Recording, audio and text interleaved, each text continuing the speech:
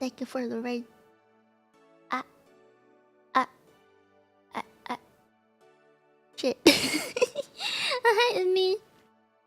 Hello. Hello, Umi. I, I should be. I was literally on my phone during the intro screen, just scrolling through, and I saw your stream, so I clicked into it. Then I saw Umi be like, "Otsu," and I was like, "Oh, it's ended." And then I look up, and then I saw you rated me, and I was like, "Oh shit."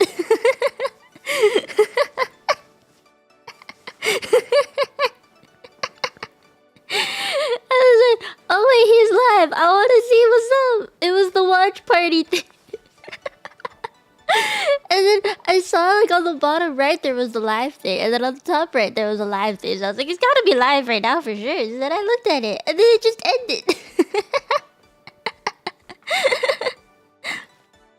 And thank you for the raid. Thank you. I hope your stream was nice. I wanted to catch more of it, but I couldn't because you fucking raided me. How come everyone knows? Wait, everyone knows everyone. Yeah. Hi, Umiban. I hope you have a nice day too. I hope all of you have a nice day. Nice evening. I don't know where y'all are. Y'all's a weird word. Thank you. For those of you who did not know me, 見てミエだよ. I am the Martin Human Angel and Training Polyglot that speaks 5 languages, Mino Mieko, but you can call me Mie. I woke up like 20 minutes ago. I have really bad allergies going, so like my throat hates me, which is why I'm kind of like soft speaking. And I just burnt my mouth with some very hot milk tea, so that's not great. I'm not okay. Yeah, and I've been like so the time of month has begun. The red waterfall has begun to flow. The gates are open. My stomach is killing me. I keep, I'm feeling so much pain. I'm feeling so much pain. I have so I bought another heat pad recently. It's the kind that has a little hand pocket on the front, and it has Velcro straps so it can wrap around my stomach and I don't have to keep holding it in place. It's great. And it's so nice. It's so freaking nice. It like heats up for 6 hours. Like the time limit on it is 6 hours, which is great because then it stays hot throughout the entire night. I love it. But for the past 3 days, because like I didn't wanna stream when it first started because it hurt like a bitch. And so I was like, I'm gonna cancel stream. And for like a straight 2-3 days, I just felt like my baby making box is sabotaging me. It is so painful.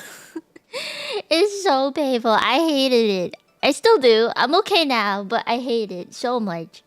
So fucking much, man.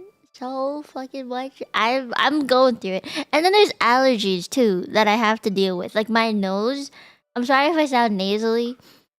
My nose is dying. Like I keep, yeah, I'm trying not to do that because it's gross to hear on a stream. So I'm trying not to do that, but I keep doing it. And I can't help it. But yeah, I'm feeling that. I took some meds before stream. Hopefully they kick in. And like the symptoms I have are like my nose pain, peckle. The back of my throat keeps feeling really itchy, and that's why I didn't want to like stream because my tongue would just keep trying to itch the back of my throat, and that's not great. And my eyes get really watery, very swollen. I don't know how to describe that one, but they get watery a lot. Yeah. Which is funny because a lot of the treatment for when your eyes react to hay fever is eye drops. Sending you good vibes, thank you. Thank you. Special menu gamer salt delivery raid. Thank you for another raid. Hell yeah. Thank you. Hope you had a nice streak. Mino sick ASMR. No. No. I don't want to be sick. I don't want. I'm not actually sick. This is just body reacting to the ways of the world. Anti-Jesus? Yes, I did. I'm hoping it kicks in. I'm really hoping it kicks in soon. But yeah, I'm like... I hate being on my period because I never know what I'm gonna be like on my period. I am one of two things, okay? I'm either like incredibly angry at everybody, so I just don't want to like face anybody. Like I don't want to talk to anybody. Like don't touch me. Or like I'm either that, you know, where I'm very like trigger happy with the way I speak to people. And I'm just angry, and if people don't do what I want them to do, I'm gonna fucking explode. It's that, or I get really baby. I don't know how else to describe it. I can get really baby, as in like, I want cuddles. I need all my plushies in the right space. I need like my heat pad. I need some hot chocolate. And I need, you know, just like a few hugs. I need like a massage on my back. That's so nice. Dude, okay. Back pain on period real bad. As again, I don't want to do anything. I feel that me. I really do. I feel bad for complaining about back pain when Kieran is literally going through like a nerve pinch and surgery recovery. Okay, so I hope I don't know if you guys have been following Kieran. But please go send her as much support as you can. She's gone through a lot with her back surgery stuff, and then more problems, complications after that. So please go and like say hi to Kieran. Wait, I didn't say hi to everybody today. There were so many of you, I couldn't. But yeah, hello. I agree. Both are cute. Thank you. My eyes smile. Oh my god. Okay, so I had a conversation with a good friend about eye smiles, and I get kind of self-conscious about it because it like I'm not even blinking. I'm just smiling, and it looks like I'm blinking, and it makes me feel weird. It's just weird. It's weird. It makes it look like I'm smug smiling, like but I'm not. It's just I'm just smiling. I don't know how else to word it. There's different smiles, I swear. Yeah, it makes me look like I'm hitting, but I'm not. The hit and the actual like is different. You look like you're judging us. I'm not. But I'm not. You like eye smiles? Why? Like, what is cute about eye smiles? I'd like to know. Why exactly do you like eye smiles, huh? Huh? While you tell me, I'm gonna open this bag of veggie straws. Because I can multitask. You're gonna hear me nodding. Chomp chomp ASMR.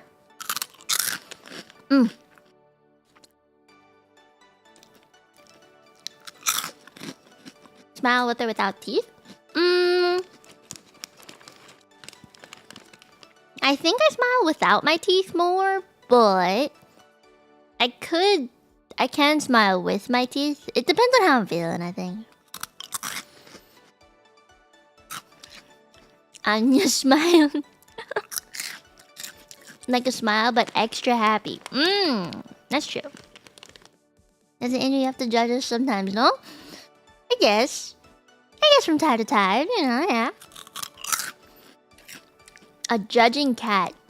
Do you think I'm a cat person or a dog person? Like personality-wise.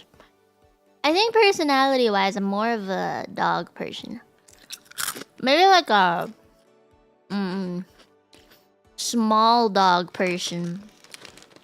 Like I'm not a big dog kind of energy. I don't give off golden retriever energy or anything like that. Maybe like a chihuahua. Do I give off chihuahua energy? Or, I mean, I have a shish tzu. So, maybe I give off shish tzu energy. Pomeranian. You think Pomeranian? A pom-pom? You think I'm a pom-pom? Do I look like one? Giant husky? You think so? I'd shed a lot. Toy dog, teacup dog. I don't want to be that tiny. Yorkie? I think Pomeranian is the most accurate. Because Pomeranians, they have a very stereotypical personality of like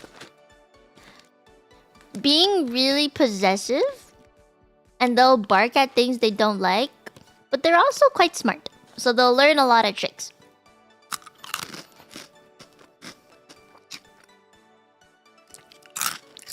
Does that make sense? You should manage no fur. That is true. Wait, speaking of shedding, so a little bit of a health update. My eczema, I think for the most part, the worst is over. I think. But because my fucking period came, I got rashes. I hate it. Like the back of my neck, the sweaty area, the back of my neck when I sleep, it has a rash.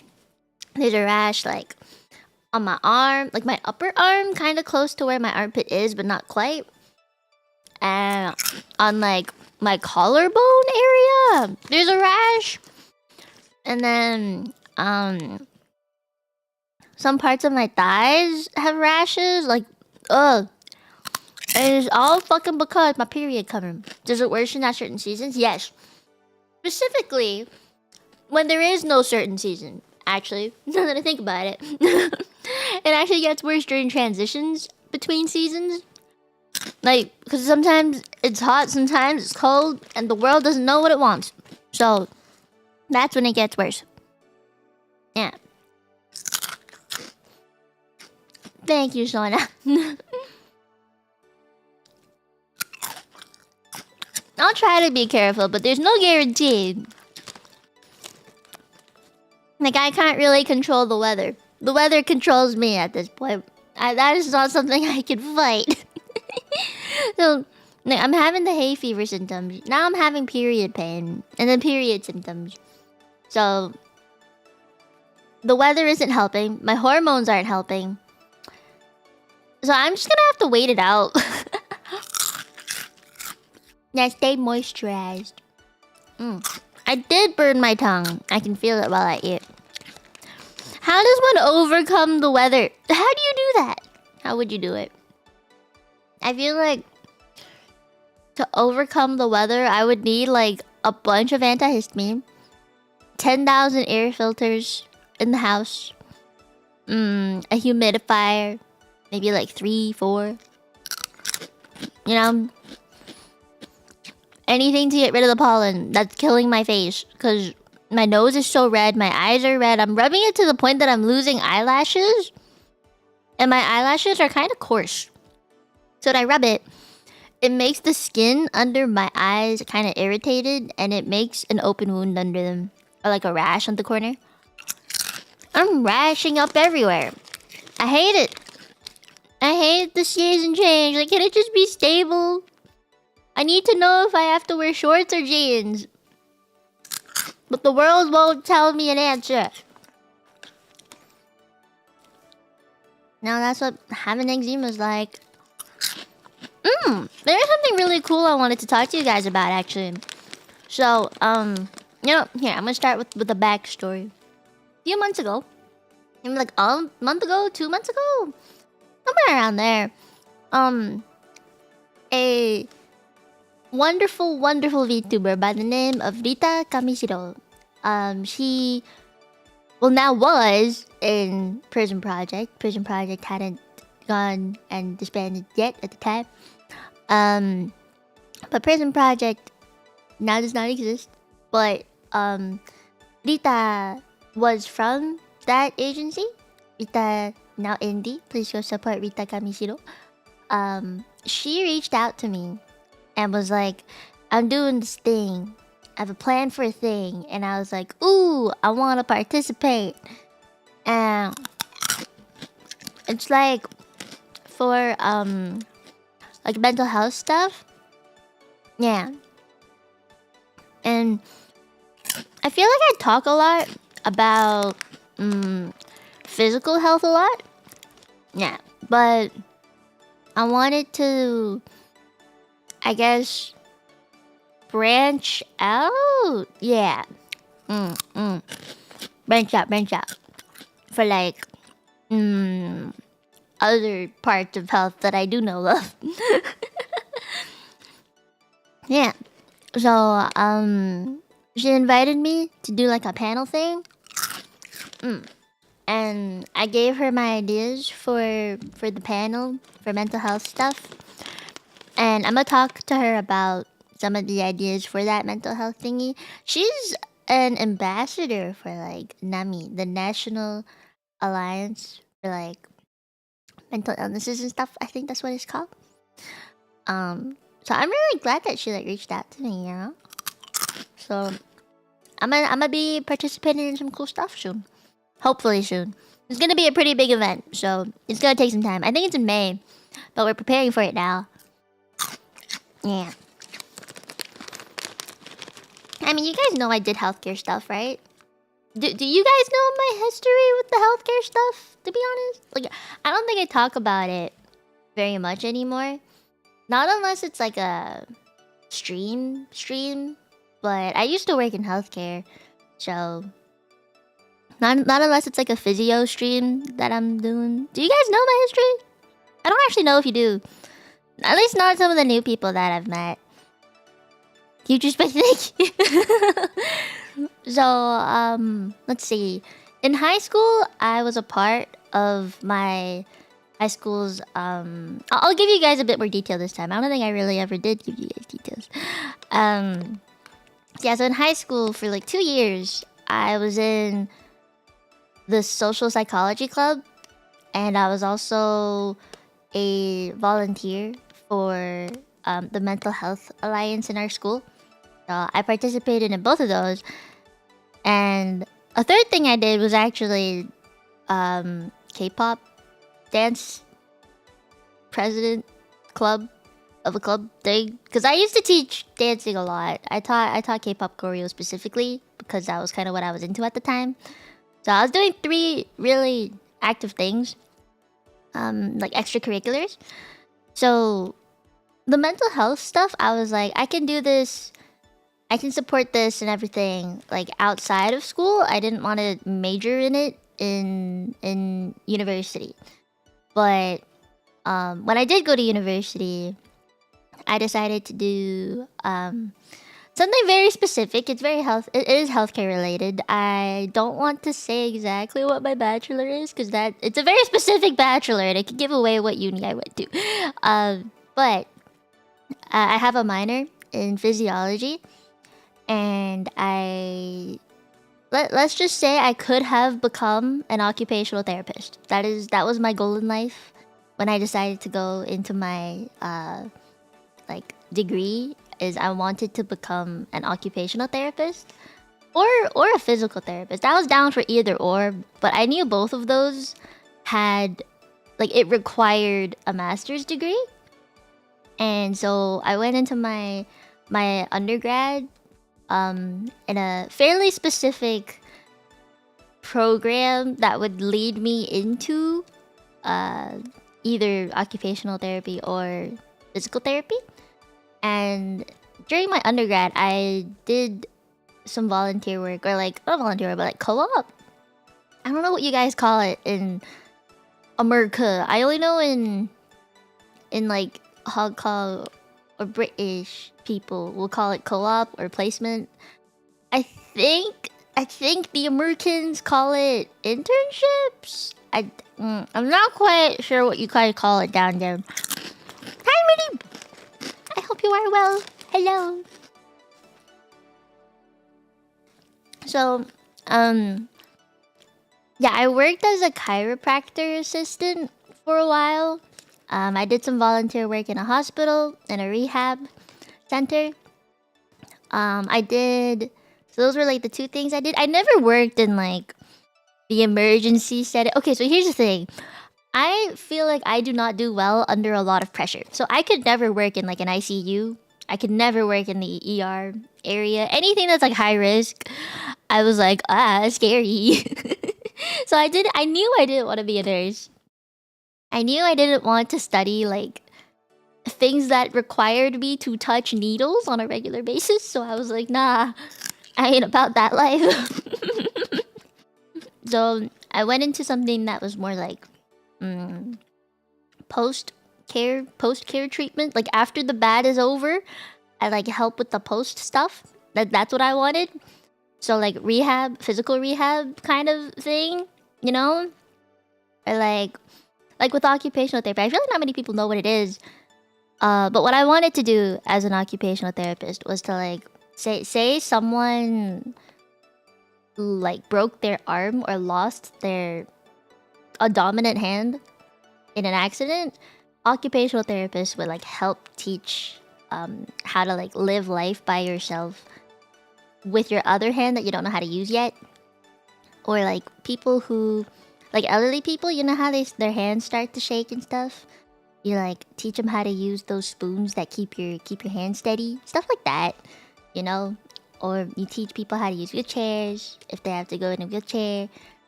You know, just things like that's what I wanted. That's what I wanted to do. But then I did that for a while, and then COVID hit. Once COVID hit, I was like, because everything was like closing, everything was shutting down, and I was like, So that happened around my 3rd or 4th year of uni. All the things that I was doing was just like, so we can't like employ you anymore as a placement or co-op student because of COVID. And I was like, shit. So then in my 4th year, I applied for placement again and within my school, like through my school. But I did it as like a remote thing. So I worked in research, clinical trial research stuff. I did that for a year. And they liked me a lot. They did. So they employed me afterwards, even like in 2021, after my 4th year. That's when I graduated. I worked with them for like half a year in 2020. So 2021 April is when I graduated. I worked with them for like 6 months after that. So up until almost the end of the year in 2021. No, 2020? 2020? 2021? 2021, yeah. So after that, I did like a bunch of cool stuff where like you would test health, like VO2 max stuff. Honestly, with how my program was, I think like I could give you a bit of a hint as to what it is. How do I put this? Half my program could become personal trainers. And if you were in the varsity team, like you went to this particular university for anything sport related, or like you got sports scholarships and stuff, any of the athletes would be in my program. And I'm not that. I went into my program more for the health stuff, not so much the coaching and the teaching and the, that, not so much that side. So our program had like a very big split between two cliques of the very athletic people versus the not so athletic people. Yeah. And I think for the first 2 years, all of my classes were mandatory. Like I did not have any elective courses. I couldn't. Like I tried and I couldn't. So each semester you have 5 courses, right? And you can overload to have 7 courses. I think I tried a semester with 6. Once midterms hit, I dropped the 6th class that I had because I just couldn't do it. It was too much pressure. I feel like I wouldn't do good in any of my classes because I was spreading myself too thin. So I ended up taking summer school all 4 years of uni. I never had a break, basically. I never had a break. And I took 2 courses every summer. So it would be 2 months for one course and then 2 months for another course. Like first half of summer, second half of summer. And then I go back into school again. So the only time I'd actually get a break was maybe 2 weeks or 1 week between the transition. Yeah, it was rough. So yeah, the way that I worked in healthcare was not so much the stereotypical route that most people think of, where it's like, oh, you become doctor. No. Or like you be a nurse. No. I wanted to not work with people who were about to die, you know? Like it's scary. So I preferred like post-surgery treatment, you know, after they're healing. Like I want to be with them while they're healing for like the long term, you know? I didn't want to be the short-term care kind of person. I wanted to be a long-term one. So I want to help people with like ongoing stuff. Yeah. But so while I was doing my research things, mostly remote, but it was kind of hybrid because COVID was slowly getting better at the time that year. So during that period, I started VTubing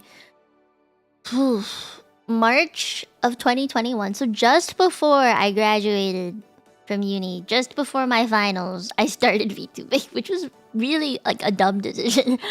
But that's when I started. And so I was working as research thingy, clinical research thingy, up until I'd say like April, May, June, July, August, October, late October of 2021. And while I was doing that, I was also streaming. And by October or November of like 2021, I was like, I knew I wanted to be like a full-time VTuber. And I think I made that decision in January of 2022. And oh god, what a timeline.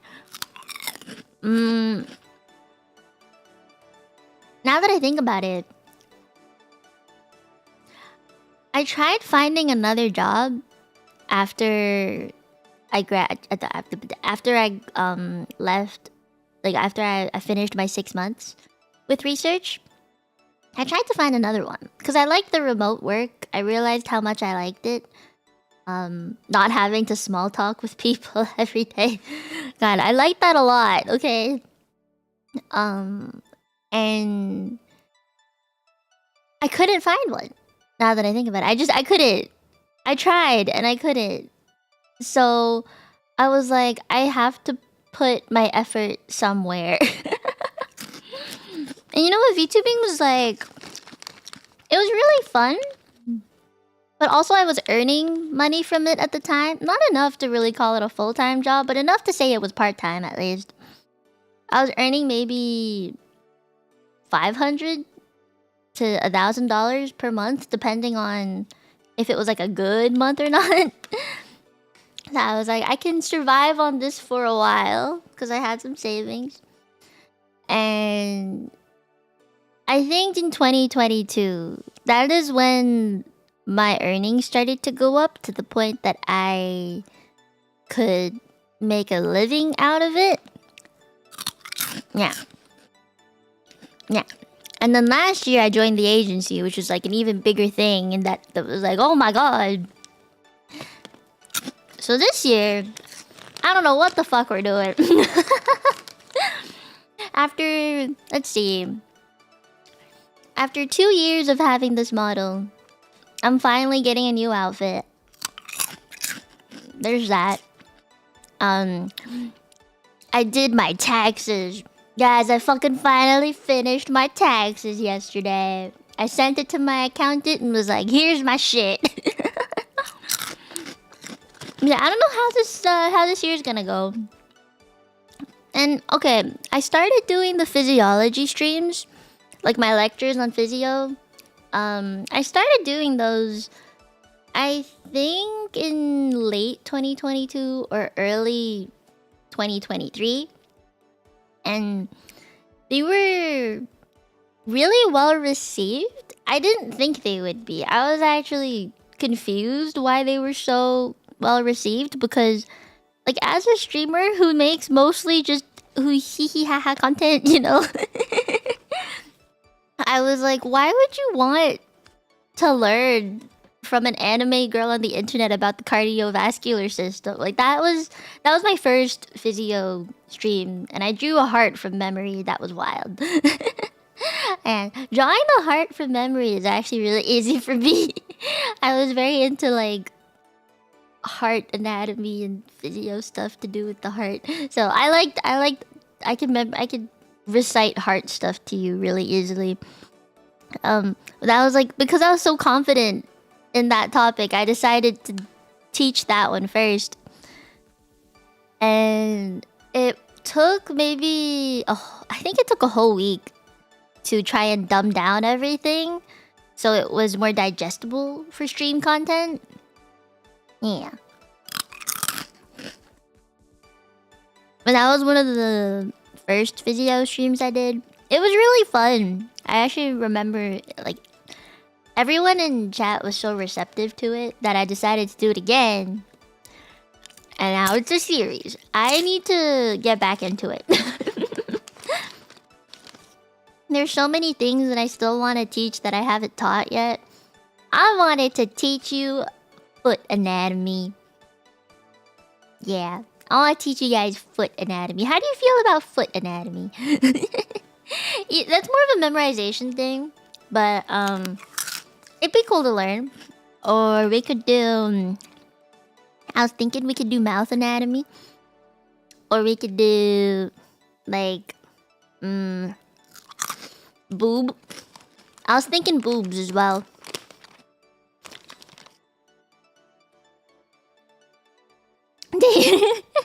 Oh, Zachton, I hope you have a nice day too. Talking to YouTube is free, a doctor is not. That is fair. I wanted to do boob anatomy. I thought like, you know, talking about the mammary glands and stuff would be pretty fun. You know? Yeah, boob anatomy. About the practical applications of the breast. Yeah, you know what? Alright, fucking bet. Next physio stream, we're talking boobs. Yep. Yep. How am I supposed to make a thumbnail on that? Like, how am I supposed to make a thumbnail? Discussing mammary, like discussing boobs. It really isn't as sexy as you think it is. Just post a bra. Oh my god, okay, I have a story. My mom's gonna laugh at me for this. So, I think I told Kiki. That stream where me and Kiki announced our dolphin cover. You guys saw the thumbnail, right? Like it was me. It was me in the shell bikini, and then Kiki in the little corner, right? With like a let's chat on the thing. Kiki made that thumbnail, and I thought it was really cute. So I was like, hell yeah, let's use it. So it's on my channel. A few days later, after the stream is scheduled, my mom texts me. And she sends me this screenshot of the thumbnail, and she goes like, "You're emphasizing a big boob. Has your audience changed?" And I'm there like, what?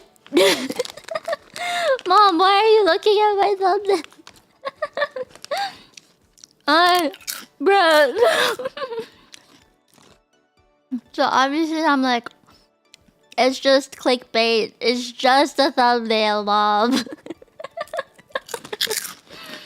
And she's like, I don't know if I feel comfortable with this. I'm like, okay, then don't look at it, Mom. If it makes you feel uncomfy, just don't look at it.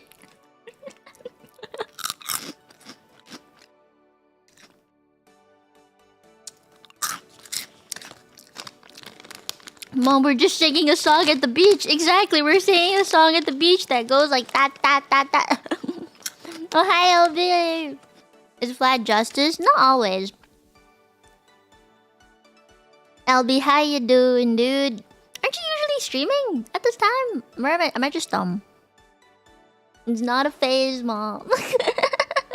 I think, okay, I genuinely think, now that I am full-time, right? I've been a full-time VTuber for the past 2 years. I honestly think my parents and my entire family were thinking, oh, it's just a phase. Let her do her thing. It's just a phase. She's in her early 20s. She has time. She'll figure it out. Been 3 years that I've been streaming. It's not a phase. I don't know how to break it to him, guys. It's not a phase. I mean, I like VTubing a lot, so you know, of course I'll do it. But like, it's just a long phase. It's a very long phase. I don't think I'm going anywhere for a very long time. It's a lifestyle. I mean, I live and breathe anime girl on the internet. I don't know. I'm not really anything else right now. You know? You know. More PM. I think lately, if I could, I would actually be in the Discord more often. Lately, I haven't been, just because my stomach has been killing me for the past 2 weeks. Like, my period only really started 2 days ago. Not even, maybe just yesterday. Yeah, it started yesterday. But I've been cramping for a whole week already. So I have to survive another week of cramping. So it's 2 weeks of cramping. White-haired anime girl on the internet. That's me. Ooh, I wanted to draw more. Recently, I've been like, I need to draw more stuff. So I have like a little Procreate file of just practice images where I like practice folds and I practice skirt stuff and I practice hand drawing. You know, I want to practice more. And I think I've started doing more stuff with my new outfit since it's pretty much done now. Yeah, the design for my new outfit's pretty much done. So I started drawing stuff for it, and I've started to talk to a certain group of people by the name of Kawa for some new merch again. You know, for the new outfit. Oh, wait, speaking of merch, I was talking to Studio Nekomata, and they updated me on the sales for the Studio Nekomata merch, and we met the sales goal. I'm so happy. We fucking met the sales goal. Thank you everybody for buying the Studio Nekomata merch. Arigato. Yeah, we met the sales goal. I was so worried. I was a bit worried we wouldn't be able to meet the sales goal before the pre-order period was over. And I was a bit scared about it, but we're good. And now that the Studio Nekomata merch is basically done, I'm also gonna start working with Kawa to figure something out with the new model. I don't know if we'll have any in time for Off-Kite, because we need art of it made, and I don't have that. Like, I have no art of my new model yet because it's so new and it wasn't finalized until fairly recently. So yeah, I paid. Big pain. Oh no, is Stream Elements dead? Let me log into Stream Elements again. Uh...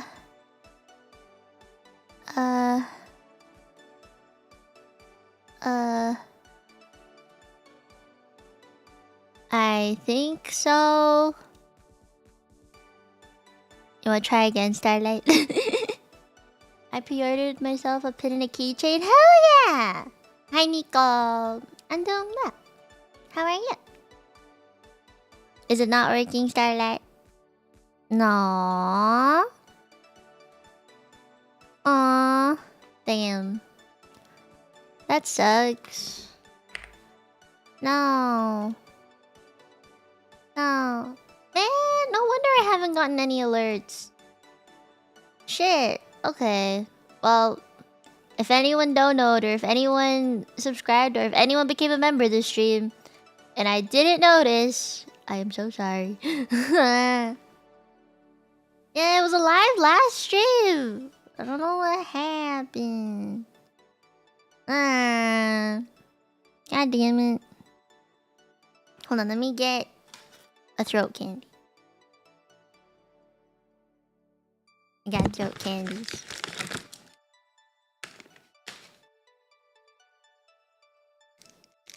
Do not to stealth dono. No, don't stealth dono me. I want to thank people properly. I do need to raise cover project funds. That is something I do actually need to do. Because I have another one that I gotta work on. And, I paid for some of it already. So, I gotta...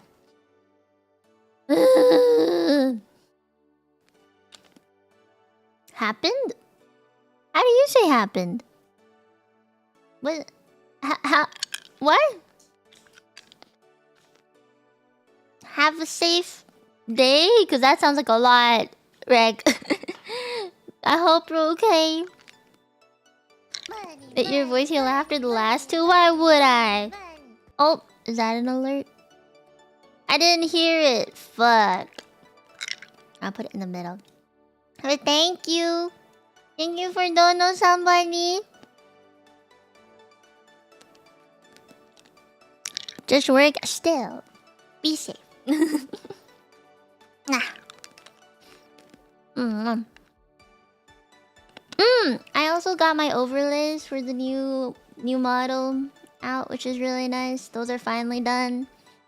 What else? What else did I get? I'm just getting stuff. Yeah, I'm getting lots of stuff.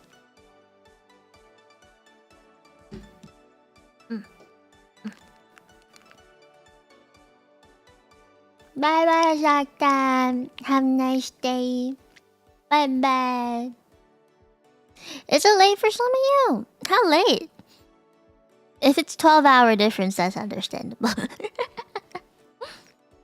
I feel like lately I have more afternoon streams because I've been trying to fix my sleep schedule. So I'm having more streams at this hour. But I don't know. I also like my night streams because they're comfy. Oh. No message. Okay, anonymous person. I'm gonna wait until you show up in my email and I'm gonna see what your name is on PayPal. I'm gonna find you. Guys, okay, this is actually something I want to talk to you a bit about. Everyone that sends me donos through PayPal, because that's like the only way I get them, like through Stream Elements, right? Do double check. Do double check your name, because say you dono me and you put like a name, I'm still gonna see what it is. Is this OG?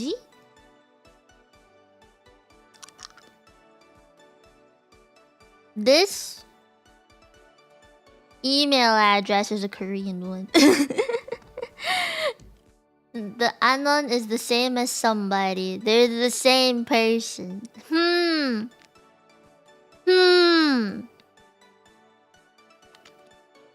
You can't stealth donal me. Wouldn't it really be stealth like after streams? Like not during streams? Wouldn't that be the only stealth situation? Wait, Cassie, you're here! Hi. How are you? I hope you are well. Well, I want to take... out. I'm wearing a hoodie with a t-shirt under it, and with my heat pad, it's getting kind of hot. And can stalk us. I'll stalk you with consent. How's that? Will you still get the notification even if we do it offline? Yes, but we're not talking about it, and it just happens, you know? So I don't have any warning. That's different. Yeah, it's different.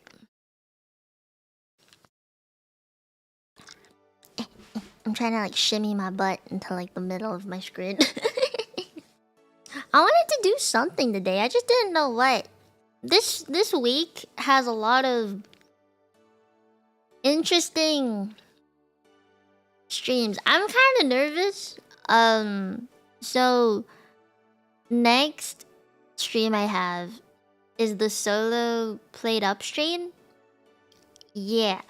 That one I gotta solo run all of it. How I do not know, but I'm gonna do it.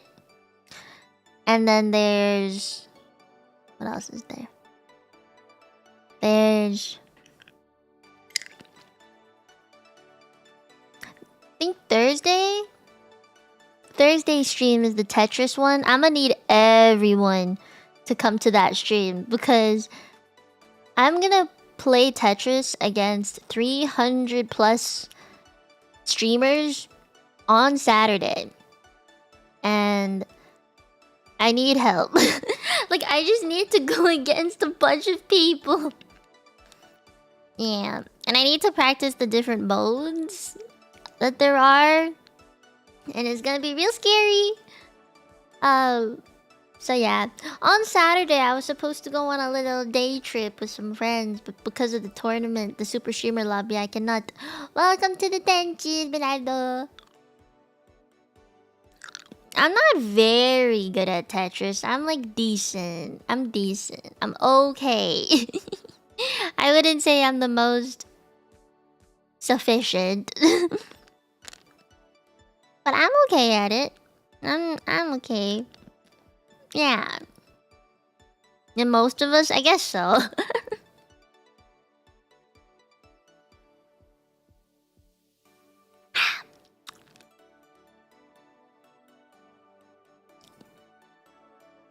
You know what, Crimson? Maybe it's time. Maybe you should start.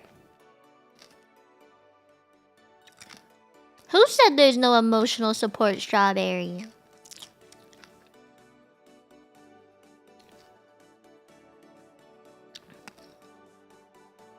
Marky, you're a very aggressive Tetris player. So you would feel that way, yes. Hold on, I wanna have more milk tea. It's too hot though, I need to open the lid. I'm starting to sweat. But I'd rather have hot for my period pain cramps. I can't open the bottle. I'm weak. I'm weaketh. I hath no strength. I'm too weak. Milk tea. Yeah, I put milk tea in a thermos, and the lid is so tight. Fuck. The power of the boob, guys. The way that I keep my thermos still is you put it between the boob so it doesn't roll around. Yeah. Yeah. Got it. Can you hear it? That's hot. Yeah, I think it was the air pressure. Bye bye, Gremlin. How convenient. Ugh, I love milk tea, but holy shit, I think I made it too hot. It's fine. I don't want to accidentally burn my tongue again. Mm. I gotta start thinking about how you guys want to do the art, the reveal for the for the new outfit. I was wondering if you guys would like want to do a participation thing again, or if you rather me just reveal it. You know, like I wasn't sure what you guys wanted to do for it. I figured we should talk about it a bit, cause on one hand, I would like to just show it, but I thought it'd be really cute if you guys did some predictions of it as well.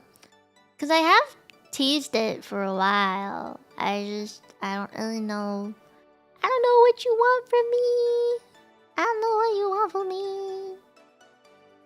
Gacha themed? What do you mean gacha themed? You want to put me in a gacha ball or something? Hell, you want to put me in a gacha ball?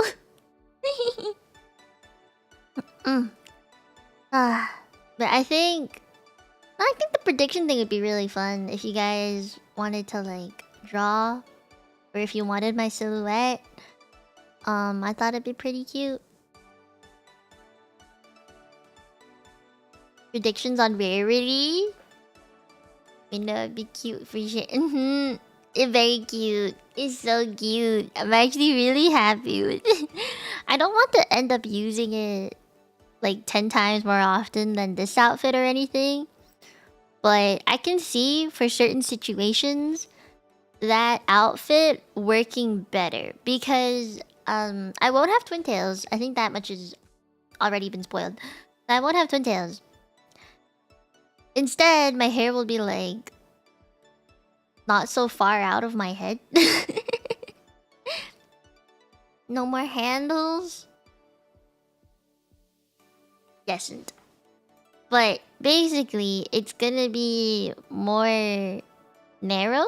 Like you see, my jacket goes pretty far out. So I actually like doing collabs like this, where it's not so spread out. I guess, you know, if that makes any sense. Like this is really spread out, right? Like it takes up a lot of width. So for collabs, it's actually much easier to dress like this instead. But my hair still kind of is quite far out. And it has a lot of space in between. So you can see through to the back because my hair's tied up, right? But with new outfit, that won't really be a thing. Which is what I'm really looking forward to, honestly. Because when it's so out to the side, it's really difficult to know where to position myself sometimes. And I think it's quite difficult to like make shorts and record things. Yeah. Yeah. As long as the ahoge stays, we can flick it. No, you cannot. Just because it's there doesn't mean you can flick it. No. Well, I mean, I will have it. That doesn't go anywhere. But, I mean, I'm gonna keep a lot of things, actually. I'm keeping quite a lot of things. I hope it goes well. Yeah, my ahoge. It's not even one. Okay, I don't have a ahoge. I have 3. I have a tri ahoge. Okay, I have a tri ahoge. I wonder if there's an English word for ahoge. Ahoge.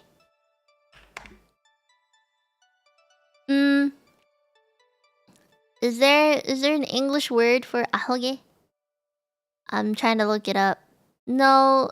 Is ahoge a word in the English dictionary?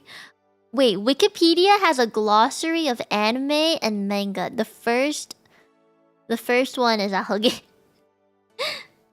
Cowlick? Oh. Why cowlick? Is it because, like, saliva? You know? And is that why? And it, like, flicks upwards or something? Hi, Boca. Oh, that's weird. Wait. Chunibyo.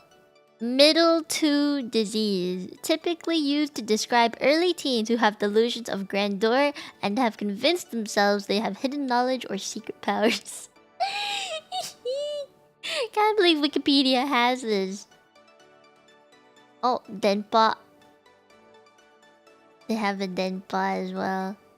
Japanese term for individuals or persons who may feel disconnected from reality or disassociated from the person around them.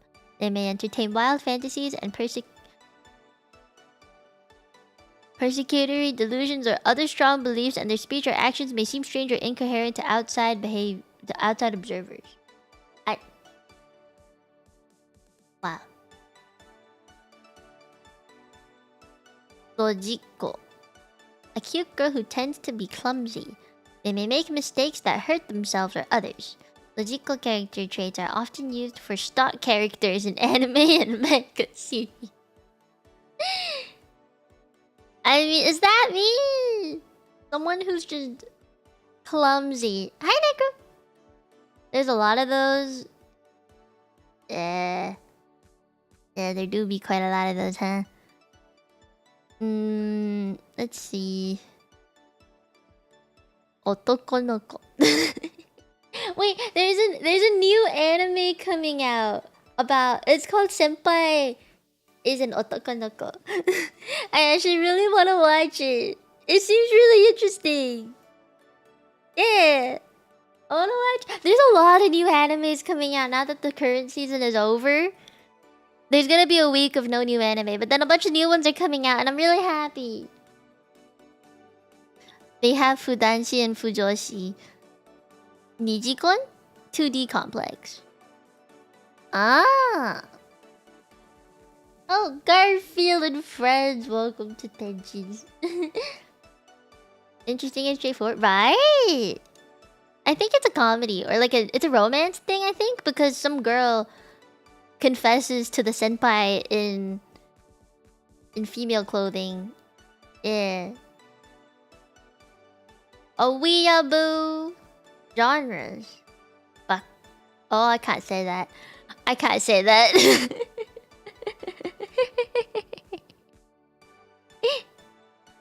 Oh, I can't say that one either. Why are the first two genres listed on the Wikipedia website related to hentai? Why?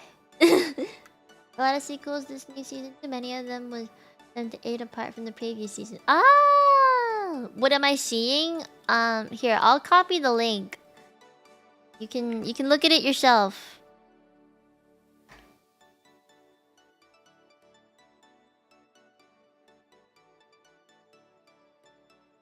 That's wild.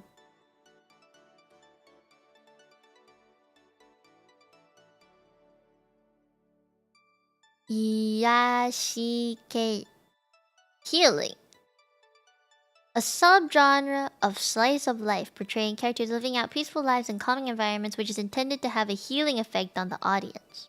I like those. I don't know, I wish. Smaller list than I thought. There's still quite a bit. Isekai is on there. Lolicon, Mecha, Eroge, Gekiga? What's that? Gekiga? Oh. Term adopted by more serious Japanese cartoonists who did not want their work to be associated with manga. It's akin to English speakers who prefer the term graphic novel as opposed to comic book. Fair enough. Guro? Oh god. Henshin! That do be a very popular word. Mangaka, omake. Okay. You guys ever see ONAs? I used to read them as ona. Right? Because that is what it is. And my brain would always autofill ona. It just autofill. I know it means original net animation, but still, it's just it would autofill the word. Yeah, I don't know why it did that. And OVAs, the original video animation, it's also written as OAV. I've seen that too. I also would read that the wrong way. We don't need to talk about that one. Yeah. Tobire? Door page. What does that mean? I have a question. Do you guys watch anime in sub or dub? I think I watch all in sub if I can. Sub 100%. Is there a reason why? You guys have reasons? Personally, I do sub because I can understand half of the anime without subs anyway. Depending on the type of anime that it is. Like slice of life stuff, easy to understand like 90% without subtitles for me. But I think the mouth sync really matters to me, and the original, I guess, way that they're getting the voices across is what I really care about. The seiyuu, yeah, seiyuu. Really, just because I mostly understand without it. I feel like, yeah, they are authentic, but what I've noticed, right, is with dubs, I guess the way their voices sound in the dubbing, it doesn't sound like it's coming from the character for some reason. I don't know how else to word it. It's not that they're bad. I'm not saying the dub is bad, because there are some really good English voice actors out there, you know? Really good dubbing voice actors out there. They definitely exist, you know? And there's a reason why they exist. And some of them are really, really good. Like, you listen to... What's his face? Nouvelette voice actor? He real good. He's real good. There's some really good English voice actors out there. Or like Farina's voice actor. Real good. But like... With animes, it's kind of different, I guess. Lots of miscasts. Yeah, there's that. There's only one character that I know of. Tomo-chan. I think it's Tomo-chan. The romance anime. About like a tomboy girl. She has a friend whose name is Carol. The voice actor who did the sub also did, like, the original voice actor for that character knew English and Japanese. So she voiced both the dub and the original, which is really cool. So, like, you can hear the voice being the same. And I loved that because you could understand the way that because she would have obviously recorded first in Japanese, so you can hear what had to change. Despite being the same voice, you could hear what had to change and what they had to say differently in the English version. Yeah. But like, you know, it's not like they're all bad. Like, not all dubbing voice actors are bad. That's not it. But it's more of like, maybe the way that the voices are edited, post-production, post-recording, that makes it sound really weird. Like, it just doesn't sound like it's coming from the anime. It feels like they cut out the Japanese bit and put the English over it. Not like they muted the entire thing, or like they muted the voices or anything. It's just like, it's just weird. It's strange to me. Like, I can't wrap my head around it. And maybe because a lot of the anime I watch are like slice of life stuff, or like high school romance type, or office romance type animes, even isekais. But despite the isekai, for the ones that are very based in Japan life, I always imagine the characters in the anime to also be of Japanese descent, unless it's said specifically like, oh, they're mixed or they have like they're from overseas, gaikokujin na. Unless it's very made clear. I just assume that they are Japanese people, so I expect them to speak Japanese, and when it's dubbed, it's strange. And like I know I'm an Asian person. I have Asian traits, but I speak English, right? And I know a lot of people when I first moved to Canada thought that was really weird. And that's kind of the same feeling I get when it's like, oh, Asian person speak fluent English. Ooh. Right? Like that's kind of the same feeling I get when I see dubbed, but it's a bit weirder where it's like, this doesn't seem right. I don't know how else to word it. It just don't feel right. It don't feel right. The character and the art style in anime scream for JP voice. Yeah. Yeah. They add weird accents too. Do they? I don't actually know. I've only seen a few dubs in my lifetime. I've seen... You know that Kumo desu ka? Kumo desu ka. I saw a bit of that in English dub. She sounds like a Valley girl, I think. That's one weird accent that I did recognize. That might just be how her character is though, because even in the Japanese one, she spoke fairly fast with a lot of inflections.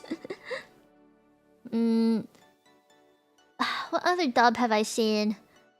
I know on YouTube there's some clips where people would take the dub instead of the original, and I think I've heard of fairy tale dubbing before. That one I can get by. I don't know why, but like things like Pokemon, Bleach, One Piece, Hunter x Hunter, like fairy tale, yeah, those long series animes. For some reason, I'm okay with those being in dubbed form because it just fits. I don't know why it does fit, and when it's such a fantastical world, like it's not obvious that it's Japan. In those situations, those animes, it's like, oh yeah, I can understand why that could, like, it's not weird. Because like it's not weird even though it's not in Japanese. Does that make sense? The fairy tale dubbing is great. It is. It's like Barbie or Marvel ones. It'd be a bit natural to hear JP dubs. Yeah, exactly. Exactly. Like if I seeing a white person speak in an Asian language is gonna be a bit like ooh, right? It's a bit unnatural because it's like strange because you would expect them to speak a European language because they look white, you know? I don't think it's wrong to assume a white person would speak a European language or an Asian looking person to speak an Asian sounding language. So when you hear the opposite, it's like, ooh, that's wild. And like on TV, it's just strange. I started bitching about like, I might. Oh god, allergies. I might actually watch a bit of Bleach. But there's a bunch of new animes coming out, guys. There's so many cute animes coming out. I'm gonna have no time. I barely have time for VTubers. Now I have to make time for anime. I love anime so much. I wish I had more time. I wish I had more time to like watch anime. Let me see. Hold on. I'm gonna look something up. Ow, I flashbanged myself. VTubers are your anime now? That's kind of sad. Ooh, what's this? Season 1, Episode 1. There's no other... Oh god, what's this called? God's Games We Play? What the? This seems cool. In the world of idol gods, humans are forced into brain challenges with them. With 3 defeats, gods lose their right to challenge, while 10 victories spell human triumph. They, determined to achieve the impossible, entered the ultimate test of wits against the gods. Will he defy divinity, or is he just another lost in the making? Games against gods. That sounds kind of cool. That sounds pretty cool. I like that one. Science is love. I remember that one too. There's a bunch of new anime. Reincarnated as the 7th prince? I think I've... That's also an only episode 1 thing. Train to the end of the world? That's kind of scary. Demon Slayer.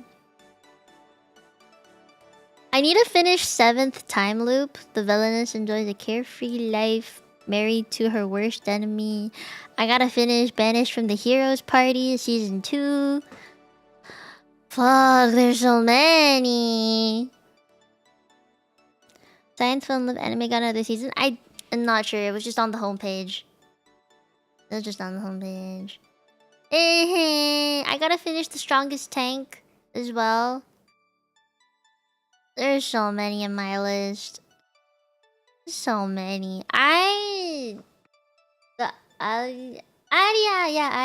wanna watch that one too. She's real pretty. The eye art was really pretty. I also just watched. Okay, there's this one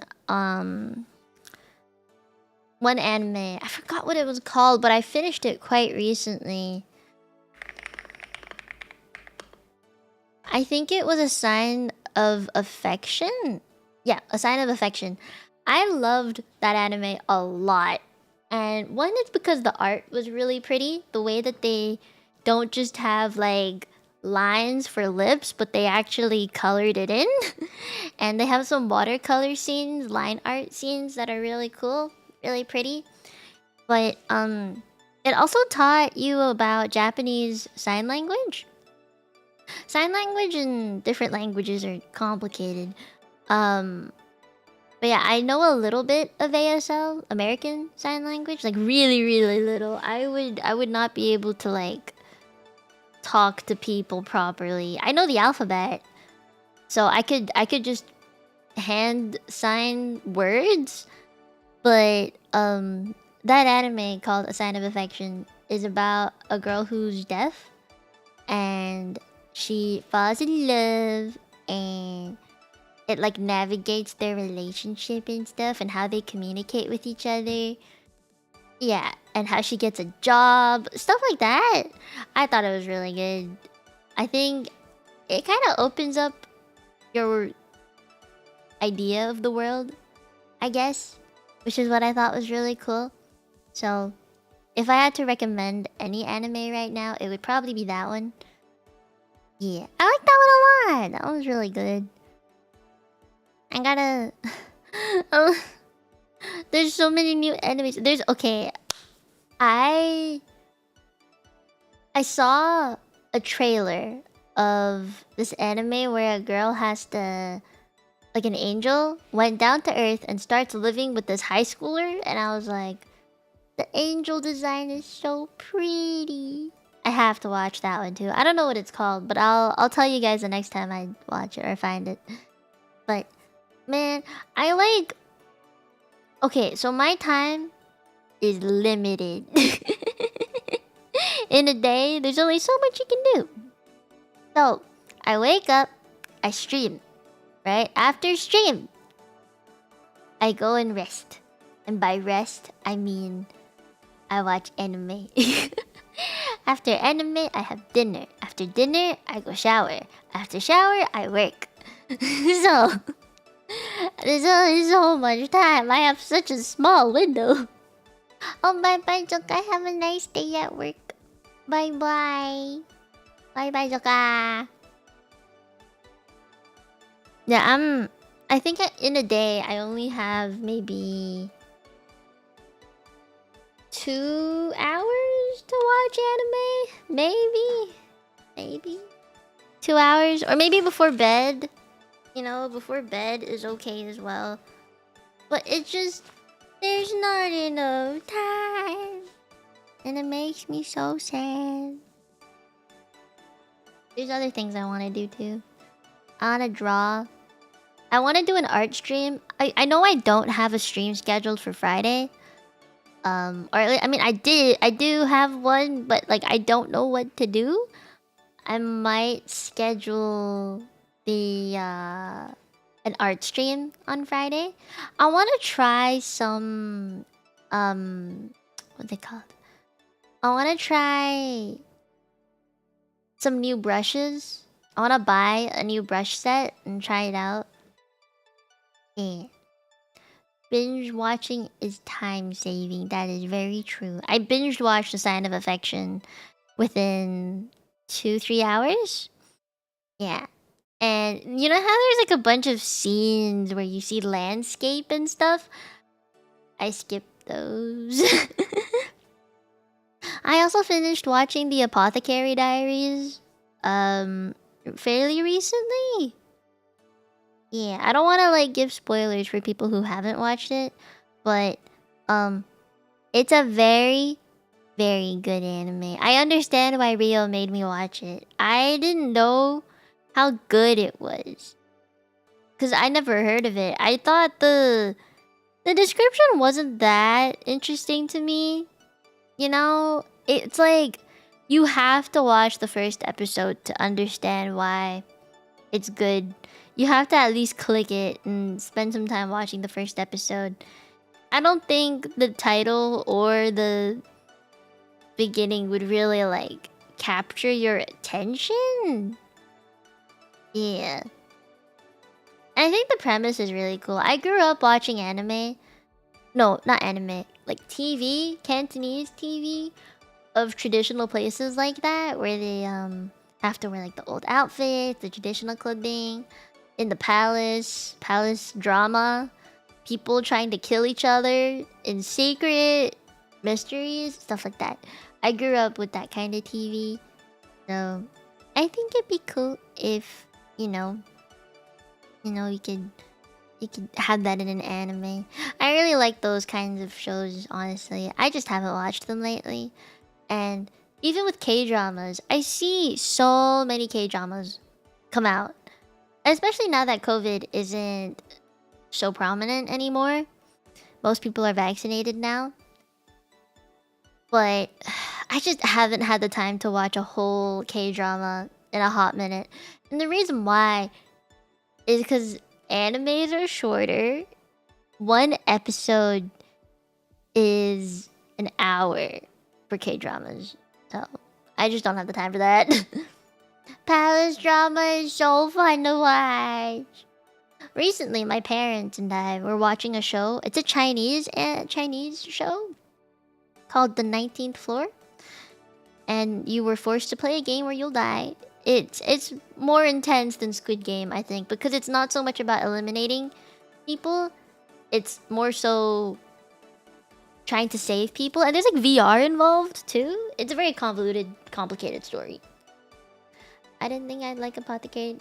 You mean Apothecary, not apocalyptic? I got into it. Yeah, it took me an episode or two to really get into it, because it seems like little stories at a time, but then they all connect together, which is really cool. And the thing with Apothecary Diaries I thought was funny is they're placed in a Chinese setting, Chinese palace setting, but their writings and their speech are all in Japanese. I thought that was pretty funny. I also grew up with like anime, Chinese anime. Let me see if I can. Is it this one? It's called Soul Land, but in Chinese, let me see if I can find out what it's called.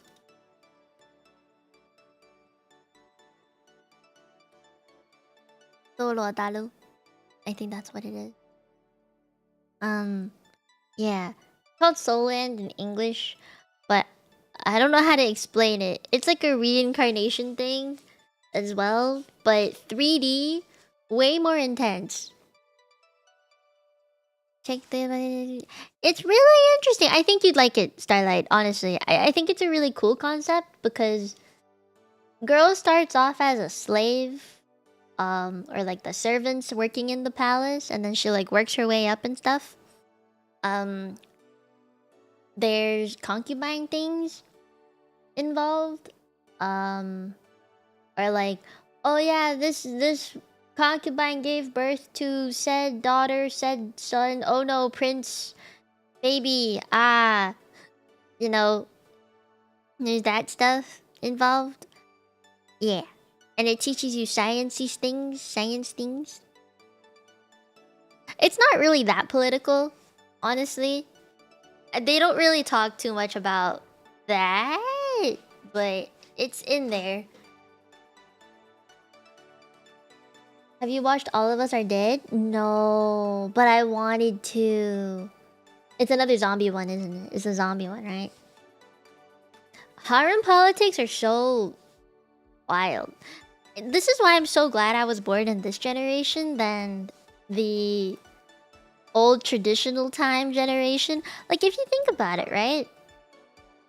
I wouldn't, as a female, like an average female living in that era, I wouldn't have been given an education. I would probably been forced to take over, or like to take over farming, with helping with farming, or I would likely have been sold off to get married, and my life would be to have babies and no other purpose in life. Only like noble women could get some kind of education, and at the time it's probably just tea ceremony, etiquette, history, not anything that would be like math, science, politics, none of that, or like war strats, even none of that. So yeah, I don't think I could live in that era. Plus their hygiene was probably really whack. And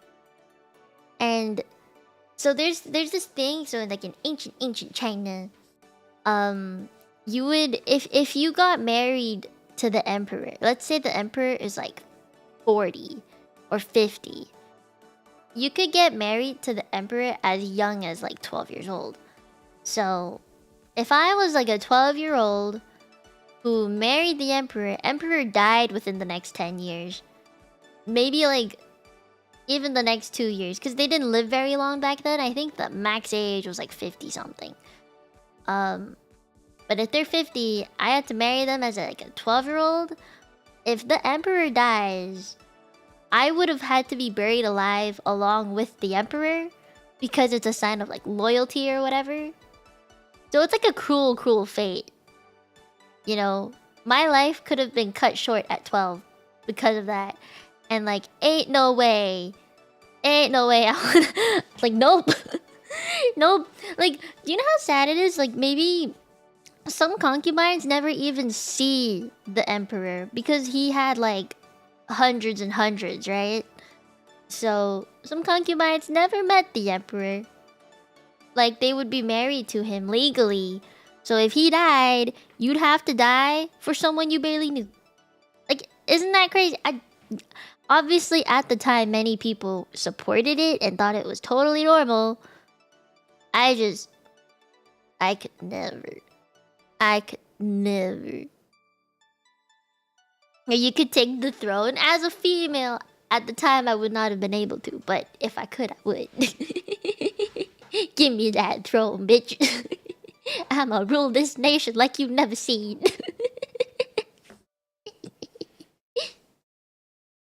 I don't know, I just feel like, you know, I could do a better job.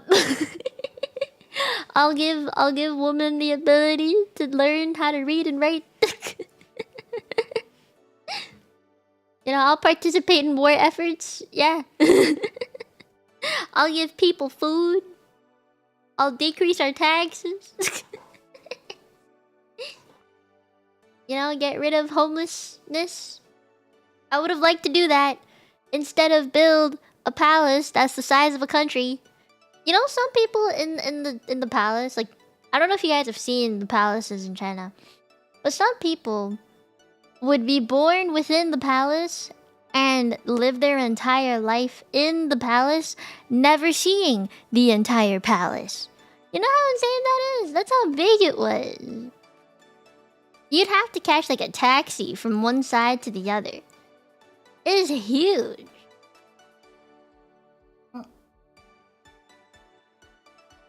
Yeah, Forbidden City. I want to go one day. I actually want to go. It's a fucking city. But at the time, they didn't call it a city.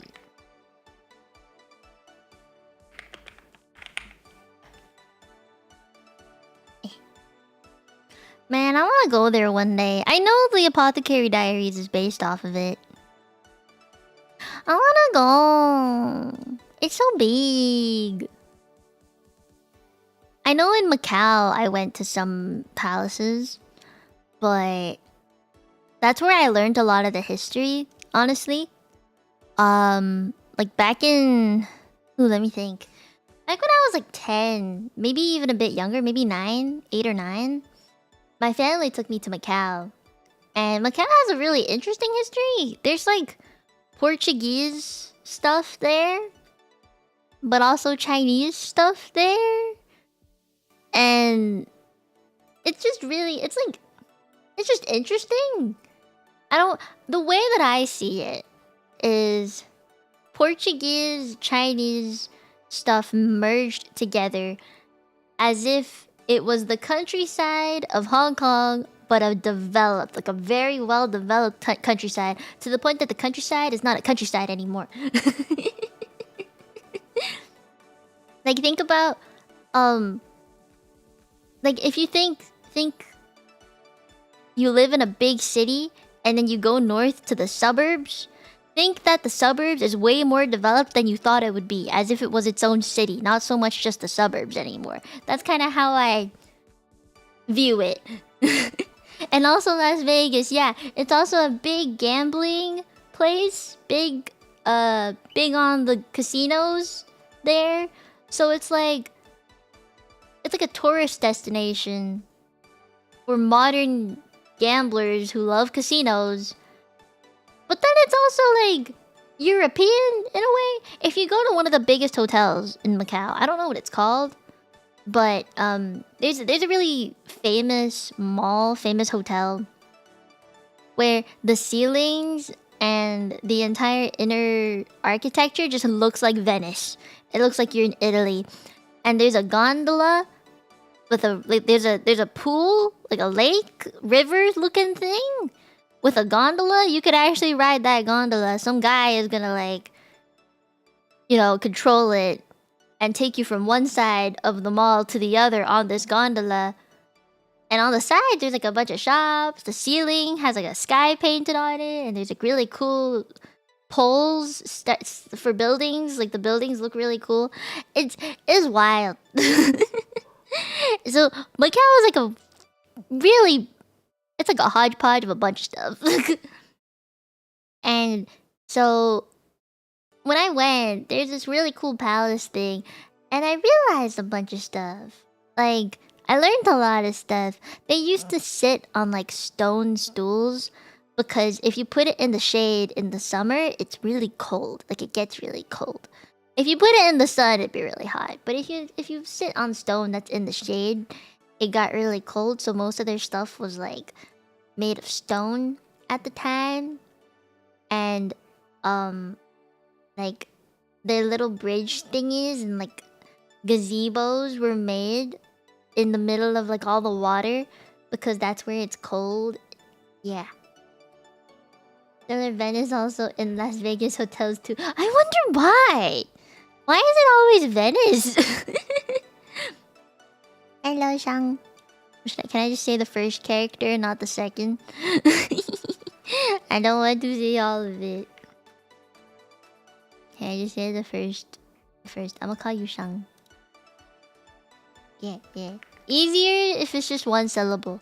You ever notice in like Chinese nicknames, it's always either a repeated singular character or like xiao something? I feel like all Chinese nicknames are kind of like that. Like for me, I'm Dao Dao. I'm Bean Bean. Like it weird. And I know we call my cousin, my younger cousin, Mui Mui, which just means younger sister. But it's like her nickname now because we all call her that. So my cousins who are younger than my other, like, okay, so my cousin that's 14. I also have cousins that are 12. The 12-year-old cousin calls the 14-year-old cousin Mui Mui, not out of like disrespect because, you know, or anything, but it's just the nickname that she has. Yeah, I'm Dao Dao. I am Dao Dao. It's a nickname that I've had since I was a kid. And you know what? My mom was talking to my grandpa, and my mom was asking my grandpa if he knew our, like, all of his grandkids' Chinese names. So he gets my sisters. He gets all my cousins. He comes to me, and then he says my last name and the first character of my Chinese name right. My Chinese name has 2 characters in it. And the way it goes is last name, first character of the first name, second character of the first name. So he gets the last name and the first character of my first name correct. Because it's the same as my sister's. So he gets those 2 correct. And he was stumped on the last character. Because no one in my family calls me by that last character. So he replaced it with Dao. He replaced it with Dao. He couldn't figure it out. He couldn't remember what my actual name was. And he's like, yeah, Dao's just Dao. He just didn't remember my actual name. And my mom was like, how could you not remember her name? And my grandpa was like, we just never call her that, so we'll never use it, we'll never know. I was like, this is unfair. This is fucking unfair. And okay, there's this thing in my family, right? So me and my sister, we're like the oldest amongst all of our cousins. And so all my cousins are younger than me by like, I think 8 years to 10, 11 years difference. So, you know, there's a pretty big gap between me and my sister and all my other cousins. As a kid, I was very naughty. In Cantonese, that's yai. Very yai. And I would just do a bunch of dumb shit. Like I would bother people. I would like do weird shit. You know, the stuff I drew was like really out there. I would draw on people, not paper. Or like I would talk really fast. And people thought it was really cute. Or like everyone in my family just scolded me for doing things all the time. So like they would yell angrily, like, "Dao Dao!"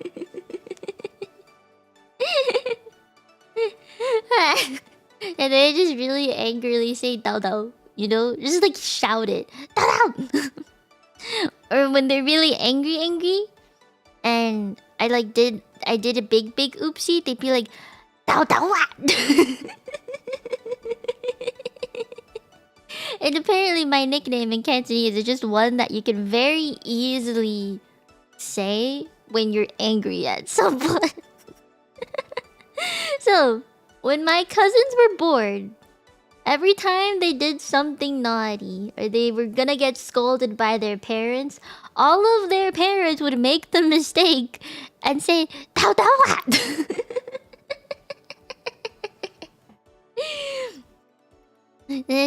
And they'd say adult. But they would say Dao, like just to my cousins. Who's like they would use my name to scold my cousins. I was like, but I didn't do anything. So when I was 10, or maybe like no, I was 8 when my first cousin was born. And my aunt would scold her and I'd be like, huh? I'm like, what'd I do? And she'd be like, oh wait, no, I don't mean you. I thought parents always use full 3-character name when very angry. Mine don't. No, mine don't. Instead, they use full English name. Yeah. I think my family, with my Chinese name, they just say it for funsies. You know? I know they're not actually angry or whatever. They say it for funsies. Whenever they're actually angry, it's full English name. And I feel like that's scarier.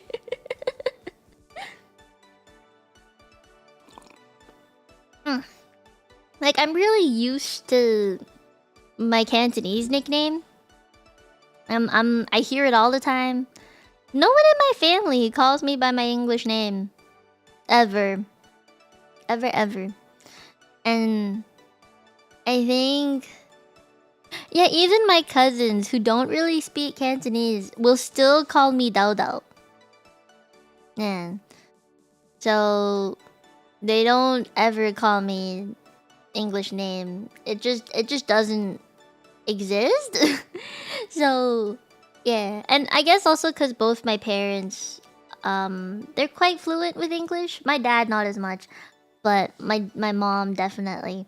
So whenever like my friends come over, or whenever my family, not my family, whenever my friends come over, or whenever their friends come over, they'll call me by English name. Actually, now that I think about it, I take that back. Because every single time I've met my family's friends, like my parents bring their friends over or something, they'll be like, 呢個係我個細女，你叫佢做豆豆. Which means, this is my youngest daughter. Call her Dao Dao. Now that I think about it. Sometimes they'll say the English name. Sometimes they'll say the English name and then they'll say Dao Dao. Because they're like, oh yeah, English name's hard to pronounce. So just call her Dao Dao. Isn't that funny?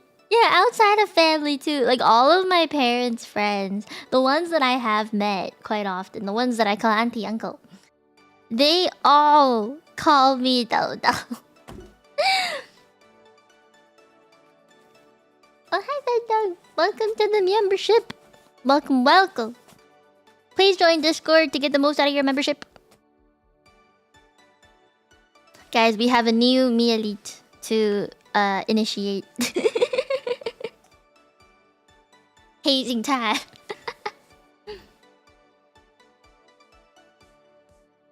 Man, I'm sweaty. Daniel. Hello. An initiation ceremony. We should. We should come up with one. I wanna like gift people things for like how do I put this? For like gifting memberships. I wanna gift things to people who gift members. It's really sweet that they do that. You know? Yeah, I think it's really sweet. So I've been trying to think of things I can give.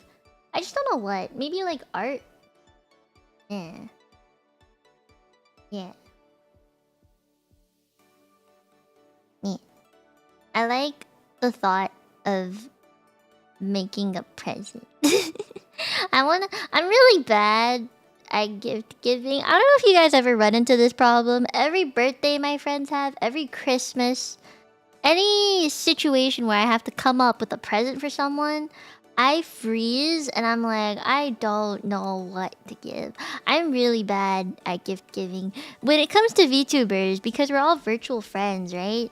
I'm not physically able to gift people anything. So I have to think virtually, what can I give someone? And in the end, that usually means art. So I gift like little doodles all the time. And that's like the only thing I know how to gift, which is unfortunate. Like, I have no idea how to gift give, if that makes sense. Yeah. Like, that's like all I can think of. Yeah. Is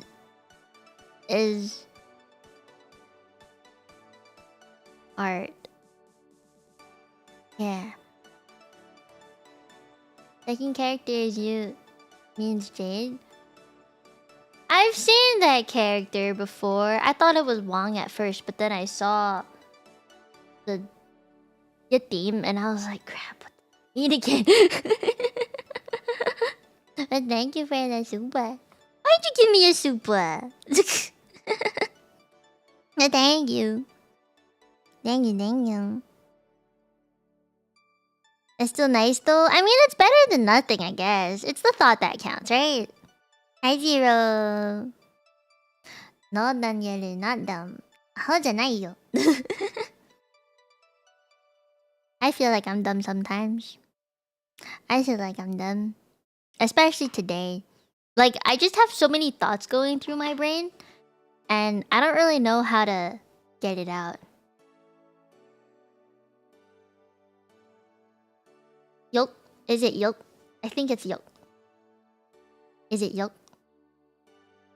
It's yolk. Yolk? Yolk. Yolk is like move, so that's not the type. Yolk. I think it's the yolk. Like the lower yolk. I just bake my friends or family something they like. Oh. I feel like I can't do that. Maybe I can draw food. I'll draw my friends with food. I love baking though. Buy something they want. What if they say they don't want anything? Do you guys have any idea how frustrating it is to talk to someone who's like, no, don't get me anything for my birthday. And then they come to you like, why did you not get me anything for my birthday? You know how frustrating that is? So, when someone says they don't want something, they do want something. But majority of my family will say, oh no, I don't want anything. Don't get me anything. We'll just celebrate with like a dinner or something. You know, we'll celebrate with time together. And then the second their birthday hits, they're like, where's my present? I'm like, bro, I'll treat you to dinner. That's what you said. And they're like, okay, but present though. And I'm like, ugh. Please just tell me straight up if you want a present. You have... I love that you all have people like that. Just read my mind. Exactly. Just read my fucking mind and tell me what you want. Just tell me that you... like, assume. I know for Christmas, me and my cousins have this Secret Santa thing that we do. Ow. Our budgets are like $40, $50 or something. And then we all have to have a wish list of stuff. Last year, I found everything I could on Amazon because I don't go out, right? So I found everything I could on Amazon. And my cousin... oh god, this scared me. So my cousin last year was 16 years old. And most of her wish list was like Sephora things. Like, a Dior lip gloss, some Rare Beauty Selena Gomez brand blush, I think. Or like Fenty Beauty stuff, which is Rihanna's makeup line. And I was like, oh my god. There's many expensive things on this list. Dude, I went simple. I just wanted some electric hand warmers to put in my pocket when winter came. That was what I wanted. My presents for myself that I wanted were like $15 because our budget was like $40, $50. But the chances were my cousins were gonna get me, and they're not working or anything. They're using their parents' money to participate in the Secret Santa. So I was like, I don't want to get anything expensive on my list. So I was like, let's get some cheap ass hand warmers. Let me get some cheap stuff. You know, like new house slippers that are $10, something like that. My 16-year-old wish list was like Nintendogs. Aww. My 16-year-old wish list was BTS stickers and posters. I just wanted BTS merch. I had BTS socks. I have BT21 socks now, but you know, mine was my K-pop standing phase when I was 16. I bought my own makeup because I was getting into makeup at that time. And I didn't want people to just give me stuff that I didn't know would work for me, so I would always buy my own. But like, dude, what freaking designer brand makeup on a 16-year-old? I was like, bro, my wallet can't handle this shit. Video games? I didn't get into video games until I was 21. Yeah. I was late. I'm sorry, I was real late. I started playing video games at that age. Technically, I guess I played games here and there growing up, but never like I never called myself a gamer. You know, I don't think I call myself a gamer now even, but the way that I play games is very much like open-minded with only like a few boundaries. Like I don't play horror games. That's a big no for me. But otherwise I'm pretty open to everything. Like puzzle stuff, adventure stuff. Yeah. Normie, I know. I know. Unfortunately, I was a normie. How many games have you ever played? Maybe anything that you've seen me stream is how many games I've played. I have mostly music metal band t-shirts and such. Well, no, that was your time. That was your time. Oh, there is one thing that I wish I was given now as a kid. I wish someone gave me a Cantonese for Dummies book. Like, I wish that existed. I wish someone gifted me that. That would have been very helpful. Does that even exist? Cantonese for Dummies. There is no Cantonese for Dummies book. Why does it not exist? You're kidding me. There's no Cantonese for Dummies book? Wow. Wow. Yeah, but like I wish someone gave me some kind of Cantonese learning book. Like the reason why is because even though my family spoke a lot of Cantonese at home, no one taught me how to read and write it. And that is something I hate about my brain, because I can read in Mandarin, right? But that meant when I learned Cantonese, anything that I said, I wouldn't know how to write. It feels a bit like, you know, back in the day when people were completely illiterate? Like, some people would know how to speak, but they wouldn't know how to read or write anything. That's what it feels like. Like, I feel illiterate because I can speak it, but I can barely read and write it. So, but on the other hand, like, I can do a Mandarin thing. Like, I can speak, read, write Mandarin. Cantonese is much harder for me. So, I'm like, you know, it's not... Brain don't work like that. I speak Cantonese really fluently in comparison to Mandarin, but at the very least, I can read and write in Mandarin. Better off to get a boyfriend who's Cantonese. They can teach you easily. No. My family has taught me enough Cantonese. It's the reading, writing part. Yeah, it's the reading, writing part that I'm like, ah, fuck. Cantonese very much a speaking language, not written. That's true. But my family texts in Cantonese all the time. They'll text each other in it all the time.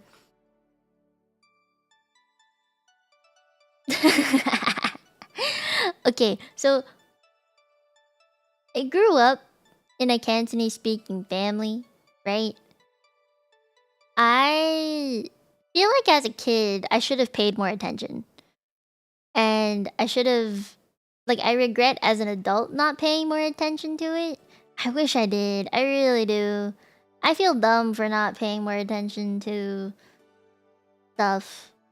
Yeah, it just makes me feel bad.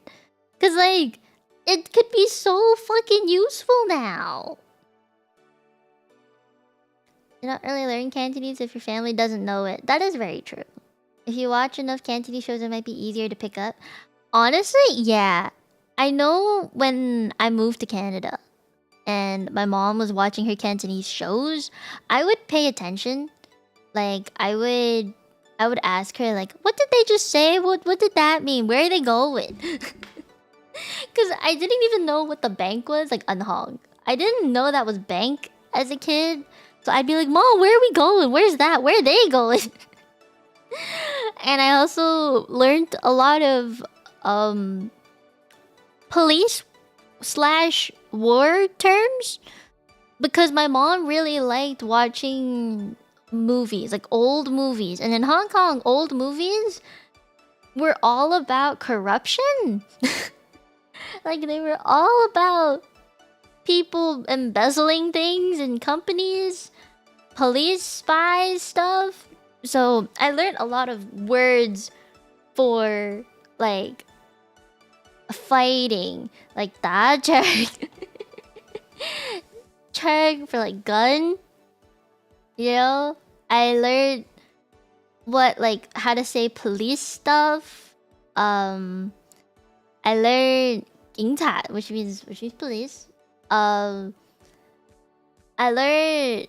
I'm trying to remember. It's hard to come up with words at the top of my head, but I learned all the words for like doing reports, and like handing stuff in, and chasing after people, or different street names, like how to say different street names. You know, just like so many corruption shit. Oh, being in prison, chogam. Yeah, or like lawyer terms. I learned a lot of those in Cantonese just because I kept watching those shows with my mom. She's really into the police stuff, and in Hong Kong, it's really big. So I just I kept learning those words, not like actual phrases I would use in my daily life. Yeah. The one word I think that's really funny is Starbucks. Because when I was in high school, when I was 16, I went to Starbucks all the time. I would go when I finished school and I wanted a place to study. I would go to Starbucks. And I asked my mom, is there a Cantonese version of Starbucks? And she's like, yes, but people don't use it. And I'm like, why don't people say it? Like, if you speak Cantonese, assuming you don't know English, why would you not use it? And my mom said, because it sounds like Sing Ba Huk. And I'm like, oh, yeah, no, I don't think I would use that either. Sing Ba Huk. I was like, oh no, that's not a word I would want to say. It just sounds really funny. And I'm like, what about McDonald's? Because I remember it when I was a bit younger, like in grade 9. So first year of high school, I went to McDonald's more often because it was more affordable. And I know my mom would call McDonald's McDon. And I thought it was really weird. But I know there's a Cantonese word for McDon. No, something like that. It sounds something like that. But my mom would just say McDon. So I also called it McDon growing up. You know, Asian McDonald's are just so much better than Western McDonald's. You ever had Shake fries? I'ma bet you haven't had Shake fries. It was a very Hong Kong thing where like you would have like a bag of fries, right? And they give you this powder you can throw in it, and you shake the bag of fries, and then the fries would be coated in that powder. Oh my god, it was so good. There was like, you know, curry flavored French fries or seaweed, and Cuban one. It is so fucking good. Yeah, they were called Shake fries. Let's see if I can find a picture.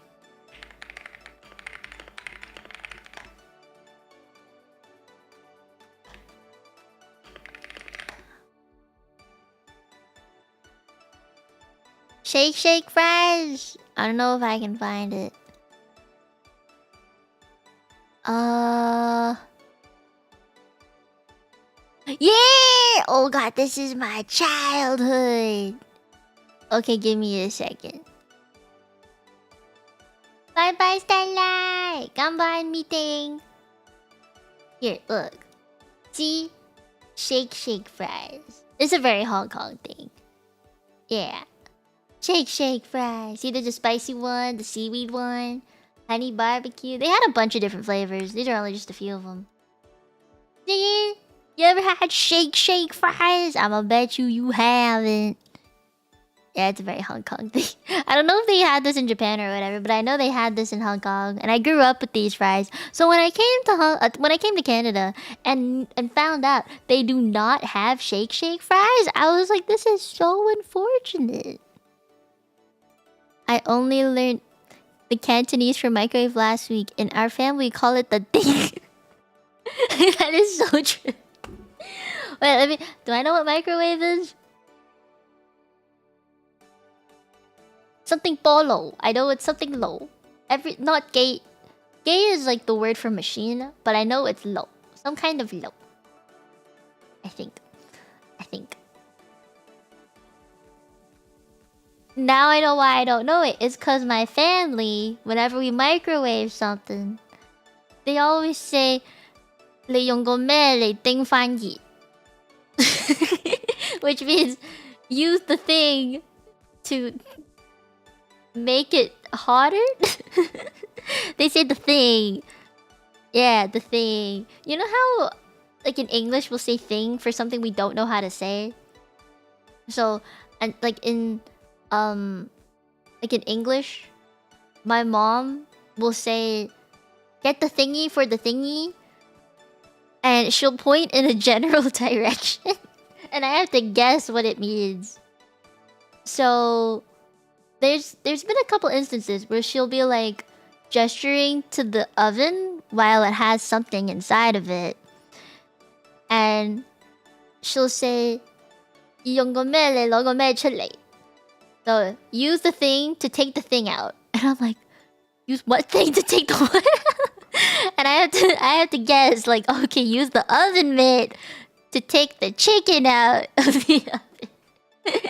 Like, I had to guess. Or like, 用個咩嚟擺個咩? Like, use the thing to put the thing on it. And I was like, what? And she means use a pan, or use the aluminium tin foil on the pan, like to put it on the pan or something like that. Yeah. And it's so hard to understand. But okay, so I came up with a comeback for every time my family makes fun of my Cantonese. Like every time they say, oh, your Cantonese is so bad, or like, 你個廣東話好渣. Every time they say 渣 means bad, but like not just general bad, it means like that is like lame in a way. Yeah. Every time they say your Cantonese is so bad, I'm like, why do you think it's bad? You're the one that taught me. Every Cantonese phrase, every Cantonese sentence that I know, any slang that I know is from my family. Literally no one else has taught me. Even if I paid attention to TV, in the end I'd have to ask my family, hey, what did they say on TV? And it's up to them to teach it to me or not, right? Because they can be like, oh no, we're not going to teach you that, it's a bad word. Or they can tell me what the bad word meant, right? So any Cantonese knowledge that I have retained is all from family. So if they're shit-talking my Cantonese, then it's really their fault that my Cantonese is shit. So I can blame them back. It just makes sense. Microwave is called what now? I can't read that. Hold on. Google Translate, will you come to the rescue? I just need to know how to say it. Hold on. Polo. I know it was something polo, but I don't know how to read the first character. It's true. Thank you. Would I be a funny Cantonese girlfriend? I think I would be too. I think I could say a lot of things. Although there's a bunch of like what do you call it? TikToks or Instagram thingies of like a couple where moms speak Cantonese only. Then there's the person in the middle that's bilingual, and then there's the partner who doesn't know any Cantonese, for example. And then the mom will be like, what does your partner do for a living? And then they translate that. And if the dude was like artist, the person in the middle translating would lie and be like, doctor.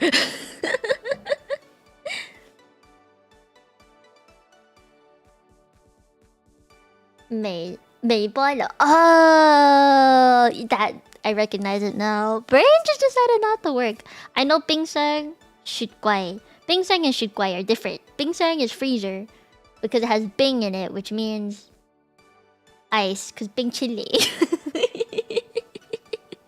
And then Shitguai, which is, to me, I know it's not actually Shitguai means snow cabinet. I know it's not the exact words, okay? But the fridge is called snow cabinet to me. The Shitguai. Because you'll say lock shit, which means it's snowing, and then Shitguai, which means snow cabinet or snow drawer. Guai tong, so like snow drawer. Technically snow drawer. Yeah. So I know those two. Naming kitchen appliances. Let's go. Lo is lo means the stove, but lo also means old. Yeah, which is weird. And then gok lo means the oven. Now I know meibolo, which means microwave. See, I'm learning. Although, you know how in English we have different words for like spatula and ladle, tongs. You know, we have all those different appliances, right? Like all those different tools. My family. Okay, when they say the ladle, they say but which means like scoop. And my mom, she'll say like yung go but like but go talk, which means use the scoop to scoop the soup. Yeah, she'll say but like but go talk, which means use the scoop to scoop the soup. It's so funny. But and then when it comes to like tongs, the word for tongs, I don't actually know what the word for tongs is, but the verb for using tongs is kim, which means like to squish something together, I guess. So like we'll the way we cook chicken, for example, is like we bake it in the oven. You take it out, it's on this pan, right? So we use tongs to take it off the pan on a plate. My mom will say, "Yung go kim lay kim go kai," which means use the which means use the squish to squish the chicken. I guess not squish. Maybe it's like I say Kim is like a... No, that's gop. There's a lot of different words for something that like together, you know? Like to use chopsticks to get something, you use gap. And then to pick something up with tongs, it's kim. And to like just take something is lo. So like we have a lot of different words for just the word take. The what sounds are called as announced? I'm not sure, dude. But Cantonese is funky like that, and this is why I don't actually know all the kitchen appliances that exist in the kitchen. Now I feel kind of dumb. What is a kim? Maybe it's just a kim. Maybe in Cantonese it actually is just kim. Maybe kim is like tongs, but as a noun and as a verb. I'm not sure. What is ladle in Cantonese? Besides but.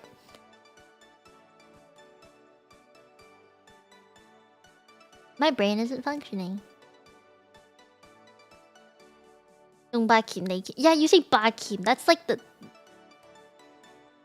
the particle for like the appliance. So it turns the verb into a description noun. I'm confused. Cantonese is a funky language. I don't know, but I think like my family tends to double up on words like that a lot. Like kim. But so. Yeah. There's also another thing that I think is funny in Cantonese is like they'll say ama. Is like, am I correct or not correct? And it basically just means yes, I am correct. Like you're just asking for validation. Or like haimaya. Now that I say it out loud, it's so weird to say those words in English, like haimaya. Ama. It's so weird to say that in English. I never say it in Cantonese, I don't think. Maybe I'm just not realizing it, but I do hear it a lot. Huh. You like that particular grammar? Really? It's so weird. Like, I just don't know how to use it in actual conversation. Yeah. It's funky. Mandarin? Oh god. I have a really funky history with Mandarin. So, I grew up in Hong Kong, right? I went to an international school. In international schools, we all speak English and only have one Chinese class. So, my Mandarin was real funky. Like, I have pretty good Mandarin speaking, I'd say, in comparison to like reading, writing. But I speak like I'm reading from a book because that's the only time I would read Mandarin is from a book. Like, if you gave me pinyin, I could speak real good. Like, my Mandarin would be real good. But without pinyin, I can't do shit. I can't say anything. Like, nothing at all. Like, zero. Just nothing. It was empty. I wouldn't be able to say anything. I remember I read a story about a monkey eating grapes, and I didn't know how to say monkey or grapes, and it fucked me up, but it's okay. My Cantonese is better now. My Mandarin used to be better, but after moving to Canada, somehow my Cantonese got better. It was really weird. Yeah, my Mandarin was much better. Now my Cantonese is much better. I don't practice my Mandarin much anymore, no. Maybe on stream sometimes, or with like friends, when I'm just trying to be like relatable about certain things. But otherwise, it's all Cantonese mostly. Wait, I got raided! Who raided me? Hold on, wait. Who raided me? Host! Dare. Hold on, I have to refresh my page to let it load up. Hold up. Oh my god, it's Terry Who! Hi, Terry. How are you? Hello. I saw you streaming. Hi. It's Who. Hooligans raid. I hope you had a nice stream. I hope it was fun. Hello. I love your design, by the way.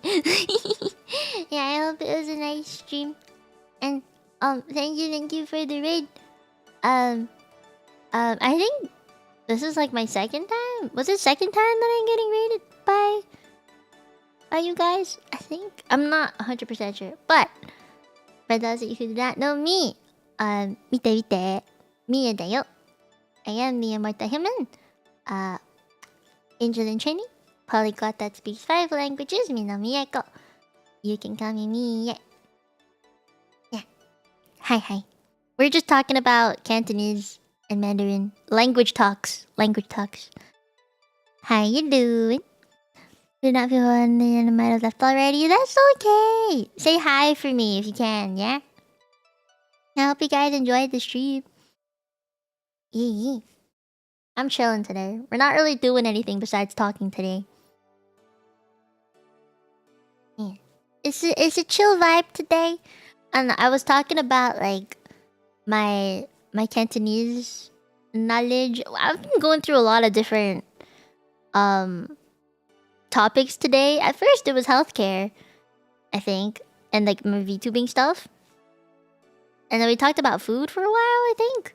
Or traveling places. And Chinese history. Now we're on languages. Okay, tones in Cantonese are friggin' wild. So, I made a mistake as a kid a lot where I would say, I'm hungry in Cantonese. And that's "oh which means I'm hungry. You know? It's just I'm hungry. "통어" means hungry. I would make a tonal mistake. I would say "통어," which means I have diarrhea. So as a kid, I would be like, I'm "통어," because I had really bad Cantonese. I'd be like, I have "통어." And my parents would be like, wait, what do you have? Like, which one is it? So, okay, the difference is "통어." The "o" part goes lower. And diarrhea is "통어," which it goes higher. If I emphasize it, you can hear the difference. So, as a kid, high-pitched voice kid, right? I'd be like, "통어. I'm "통어." My family would be like, are you okay? I'm like, yeah, my stomach is just hungry. My stomach just "통어." And they'll be like, what? And they're like, do you have to go to the bathroom? And me thinking I said hungry would be like, why would I want to go to the bathroom? Yeah, it was just they're both stomach related, I guess, which is why it was difficult. But you know, like as a kid, when you're complaining about being hungry and they're saying, let's take you to the bathroom, it's a little strange to be like as a kid, why are you taking me to the bathroom? Buy and sell in Cantonese. Okay, so there's my, and then there's my.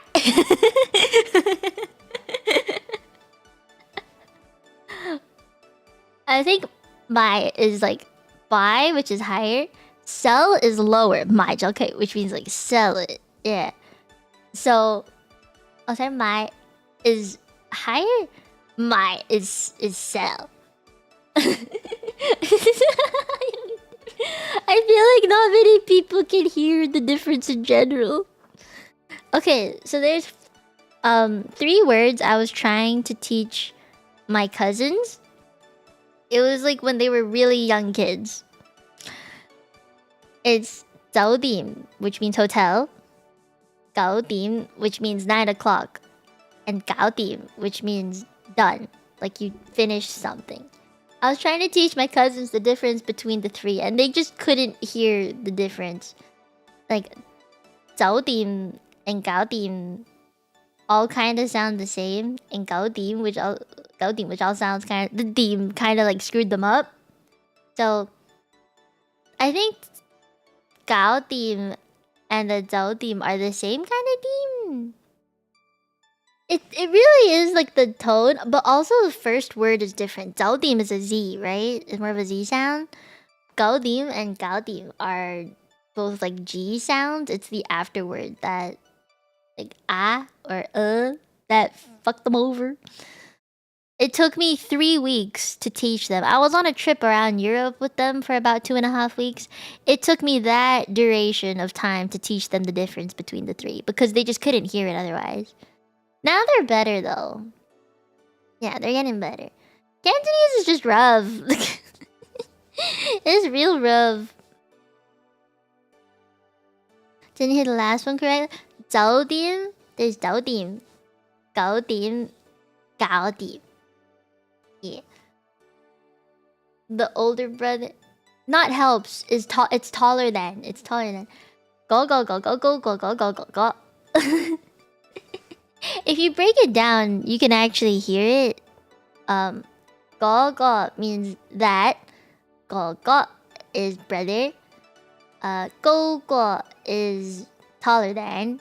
Go go that, and go go, which is brother. You can hear the difference. It's like a song. Because it goes up and down. What I find funny though is there's not an actual note. You know, like it's not like a piano where you can say go to like a C, D, E, F, G tone. It's not like that. It's just raise your voice or lower your voice or bend your voice. If that makes sense. Like there's no, it's not like you're singing. You just have to make your voice go up and down to a certain extent. For some reason. Like it's not like a song. I can hear that, but I can understand people having trouble with it. Yeah, you know what I had a lot of trouble with is in Mandarin, there's the 4 is 4, 10 is 10, 14 is 14. That sentence, that particular tongue twister fucks me up. I can't say it. 是 14 I think. 是 That one fucked me up. Become a voice bender. I wanna be a voice bender. Hell yeah. I can't shu. In Mandarin. 是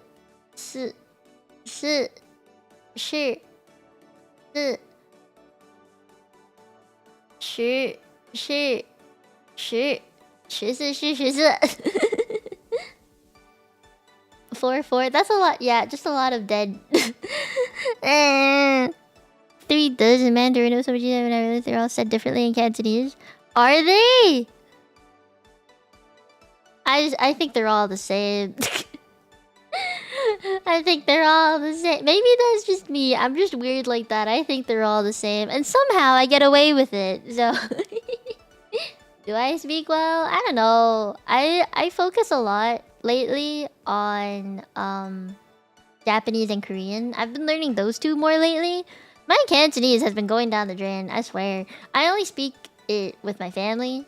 And out of my entire generation in my family, I think me and my sister are the last two standing with the Cantonese.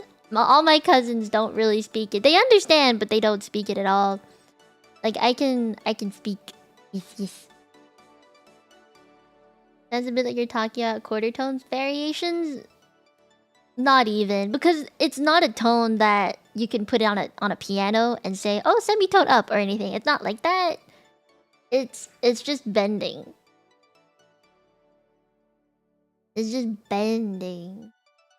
And in Mandarin we have that too, but not as much. I think there's only one tone in Mandarin where you have to bend your voice. Everything else is like a straight line or up down. So that's not fucking fair.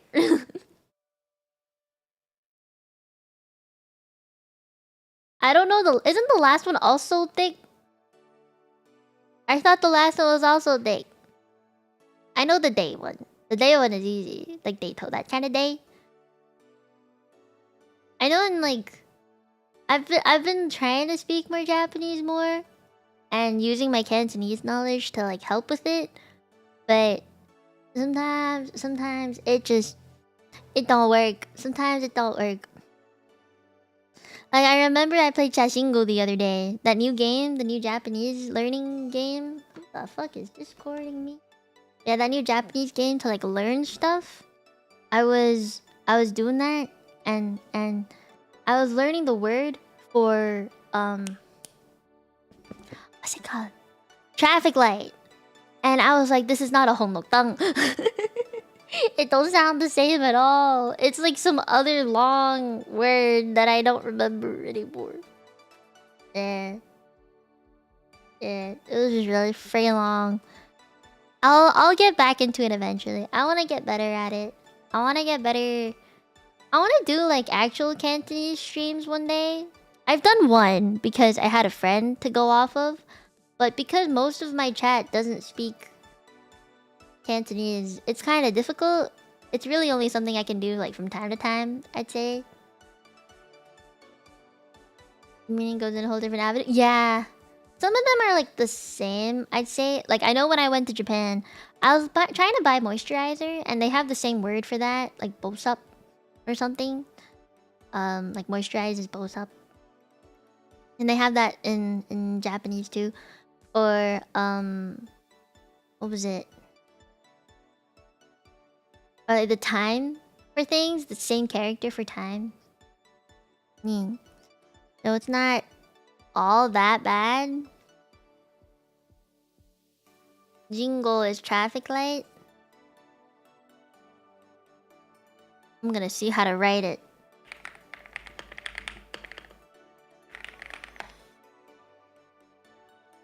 Shingoki. Shingoki. Why is it so difficult to say? Why? It's so hard.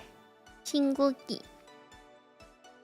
Why can't it just be honotao? Just red light. Red. No, green, red light. No, red, green light. Yeah, in Cantonese it's red, green light.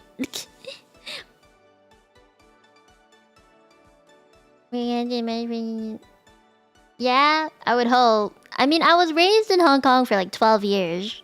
And then I moved away. Yeah, I moved in... Yeah, I moved when I was 12. So I've been in Canada for like a good while. Your Korean hot read Japanese. I've been told that Korean and Japanese are 70% the same from my Korean friend. Yeah, they're very, very similar. I think the only difference is writing and the speaking part, but both the grammar and pronunciation for some things are very easily transferable. Yeah, the only one that I think is very unique to Japanese is the tsu sound. Yeah, tsu. And in Korean, you have like a sound. I don't know how to describe it, but writing Korean that Japanese doesn't have hangul.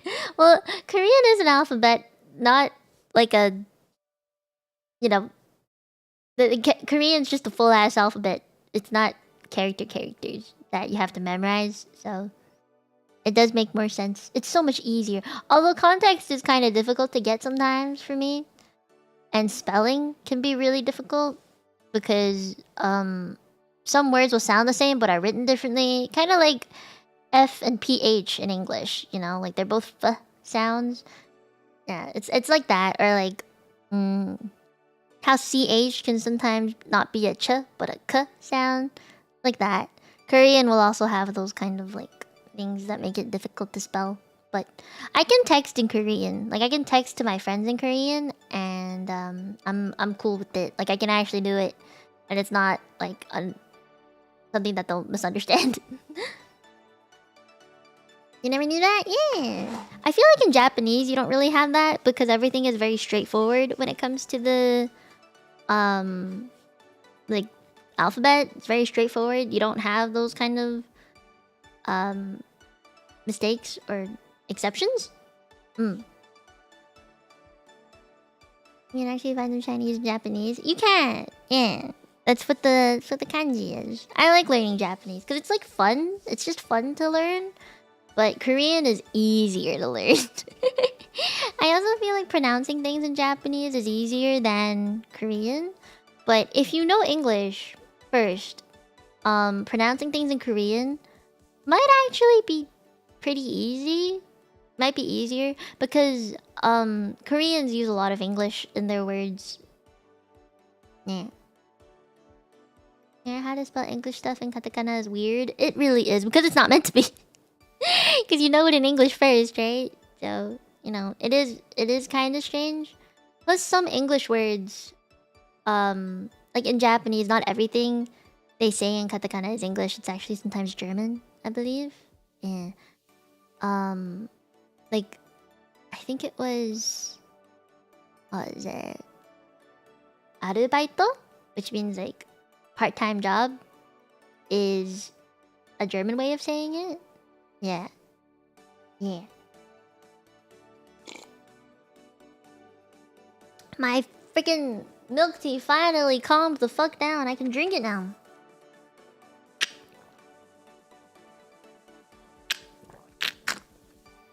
Ah, my throat has been getting dry.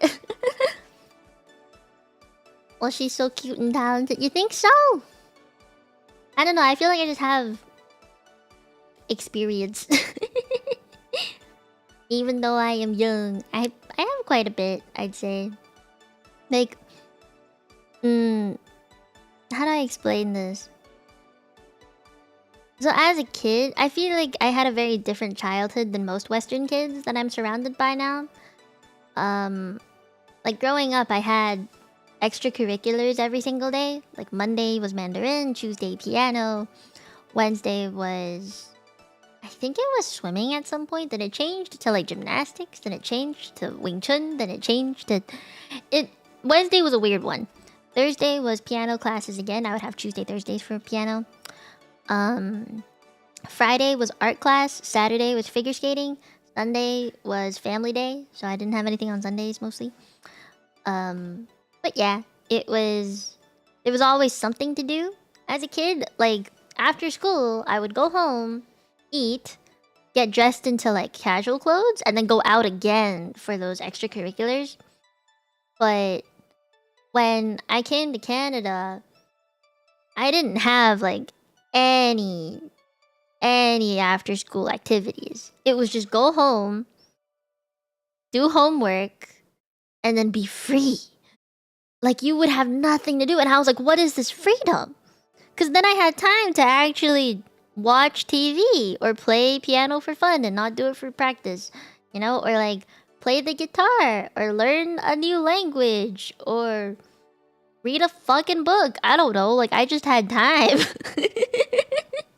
Because in Hong Kong, my schedule was wake up at 6, get to the bus station by 6:30, get to school by 7:25, class starts at 7:45, be at school until 4, and then go home, get dressed, have extracurriculars start at like 4:30 or 5, and then go home by 6, take a bath or a shower, eat dinner at 7, and then take a little break with my family.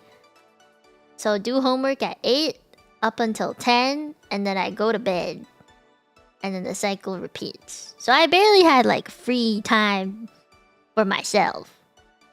You know? But I mean, having all of that, you know, doing all of those things as a kid kept me really busy. You know, it kept me doing things all the time. It kept me learning stuff. And in a way, like, I'm kind of grateful for being such a busy kid, because then it means like I just have a lot of skills. I might not be an expert in all of the skills, but at least I know I have them. Like figure skating, swimming. Like if, you know, I want to go swimming with my friends, I could. If I want to go figure skating in the winter with my friends, I could. Or like drawing. I know how to draw stuff, and I do digital art now, which is nice. So like I just have that. Or if I want to spend some time by myself and enjoy some music, I can read the music scores and play sight read on a piano, no problemo. You know, if I hear a song that I want to play, I can do it. Like I can play a song that I've just heard on a piano really easily. And yeah, like it's not like I have hobbies. I guess you can call them hobbies now because they used to be things I was taught, but no, they're more hobbies now, if anything. Yeah. Yeah. Well, I didn't think I was talented because these were all normal things to do as a kid growing up in Hong Kong. Like all of my friends had these multitude of extracurriculars. Like some people would join clubs and stuff, or like track and field or whatever. I just had all my extracurriculars outside of school, not within the school. And that got me to like learn a bunch of stuff as a kid so that I could enjoy my time as an adult being able to do these things individually. But like coming to Canada, everybody didn't have that. Like nobody took those extracurriculars like I did. Some of them would maybe have tutoring, but it was never like a Monday to Friday thing. I know when I came to Canada, the one thing I did want to continue was piano. So I asked my mom to find me a piano teacher. And that lasted up until I was like 15, and then I stopped because I was like, I can do this now. I'm good. I'm okay. You know, I don't need more classes. And when I got to my second last year of high school, so junior year, grade 11, my math grades were falling and I needed help. So I asked my mom to get me a math tutor. That way I could keep my grades up. And it worked. So, you know. Those were the only two things I did after school. I guess like I also did the mental health stuff, and I did social psychology stuff and the dance stuff. But it was all like by my choice. I feel like as a kid, everything else was not really my choice. It was all given to me. They're like, you're gonna attend this class at this day at this time, and you're just gonna go because we paid for it. And I was like, okay. A means average, right? No. My family was not like that, which I'm so grateful for. Well, I guess to some extent they were. And so here's the thing. Like in Hong Kong, even though I had a really good school, good learning opportunities and stuff, I was not a good student. I mean, health was bad as well, but just in general, I hated school. Like, you know, getting bullied and stuff was not fun. I just didn't want to be there. But then I came to Canada, and I actually had a good school life here in the beginning, so I did better. Like, I guess having friends made a difference. Having friends and like actually liking school made a difference. So I was doing better, and I would get like, I think my first year in Canada, I had all 70% in school. And my mom was like, she was proud because like I actually liked school. And you know how teachers will write on your report card these copy and paste type messages of like how you did well or what you could work on. I got a lot of positive things. I think the only other the only issues they had with me were like, they said I could be a bit louder or participate more in things like group class stuff, like raising your hand up in class. That was like the only thing they ever had to say about me. But you know, they say that about everybody. Like, you don't raise your hand up enough in class, stuff like that. Everything else was good though. Like you know, I would participate if in like smaller groups really well. Like I actually had friends to talk to and stuff. So my grades were decent. They were all average, like 70s, high 70s, some 80s. I had 190%, which was in music and gym class, which is surprising because those were like gym class was a weird one because in Hong Kong I never really participated in gym or like PE because skin bad, movement hard.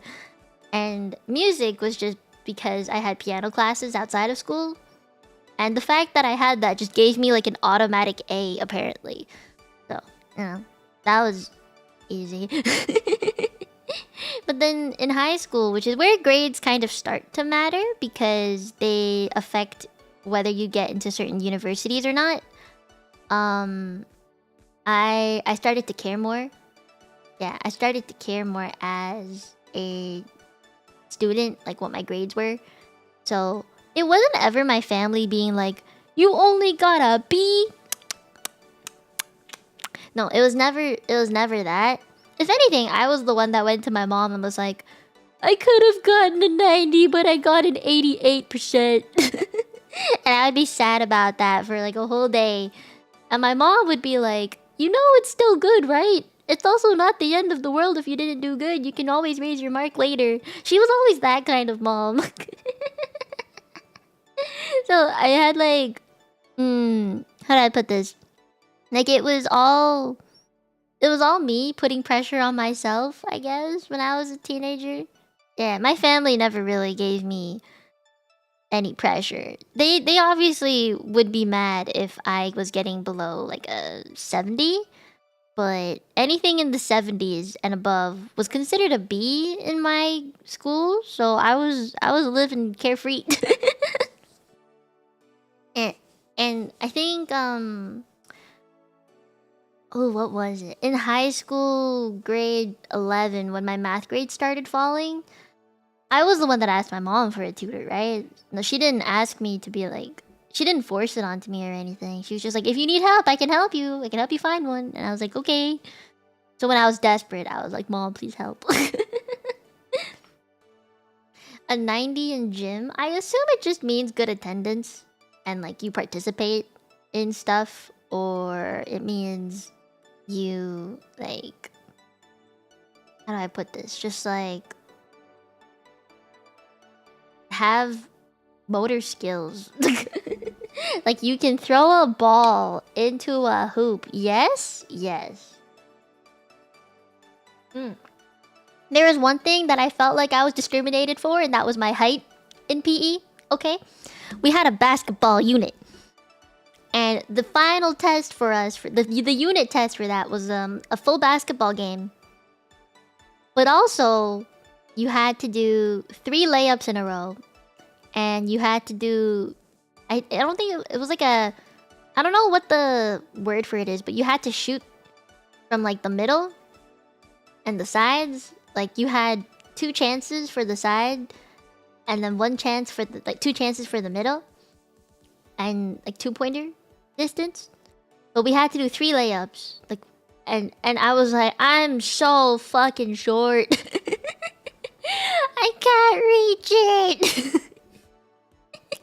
And I was in so much pain. I was in so much fucking pain. So during the test, my teacher looked at me and was like, "I believe in you." She was like, "I know it's high, but I believe." So I learned how to do a layup like throughout the course of the basketball unit. I learned how to do it, and I know I could do it because I did it during games. But it was still fucking hard. I mean, I passed. Like, I did it. I got full marks on it. But still, like, it was scary. And during the games, like the basketball games, I had this one friend. She was really tall. Like, I was only 14 at the time, but she was like 6 foot already. She's real tall. And we were really good friends. So during warm-ups, we would like run together, and I would try and keep up on my little legs while she was like jogging. But during basketball games, we'd be on the same team together, and I would stay in the middle while she would like run from one end of the court to another just to like shoot. And I would pass her the ball because I was so tiny. Like, I actually went under people's arms and stuff because I was so tiny compared to everyone else. I didn't hit my growth spurt, maybe. I don't know. And there's... the thing is, that's like a very height prejudiced thing. Yeah, the test was prejudiced against me. But it was a very height discriminatory thing. And, you know, it makes sense, right? Because it's basketball. And the same thing happened in volleyball. Like, I had to spike and I couldn't do it. But when it came to the table tennis unit, bro, I was killing it. Okay, you ever play high-low? Okay, I don't know if you guys know what that is, but in my gym class, my PE class, we had like 10 table tennis tables. Like just the length of the gym was just full of one row, just one column of table tennis tables. There was like a good 10 of them or so. And how do I put this? In that one class there were 30 girls. So we were all split like 15 and 15. Like one side had 15, the other side had 15.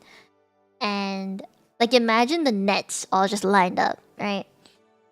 So on the left side of the gym would be like all the really good people. On the low end would be all the really bad people, like people who had no experience with it at all.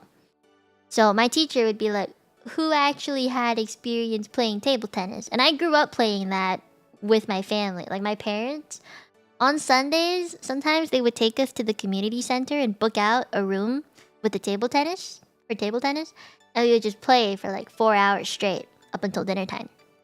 So, I knew I had experience, and my teacher put me at like the highest point of the table.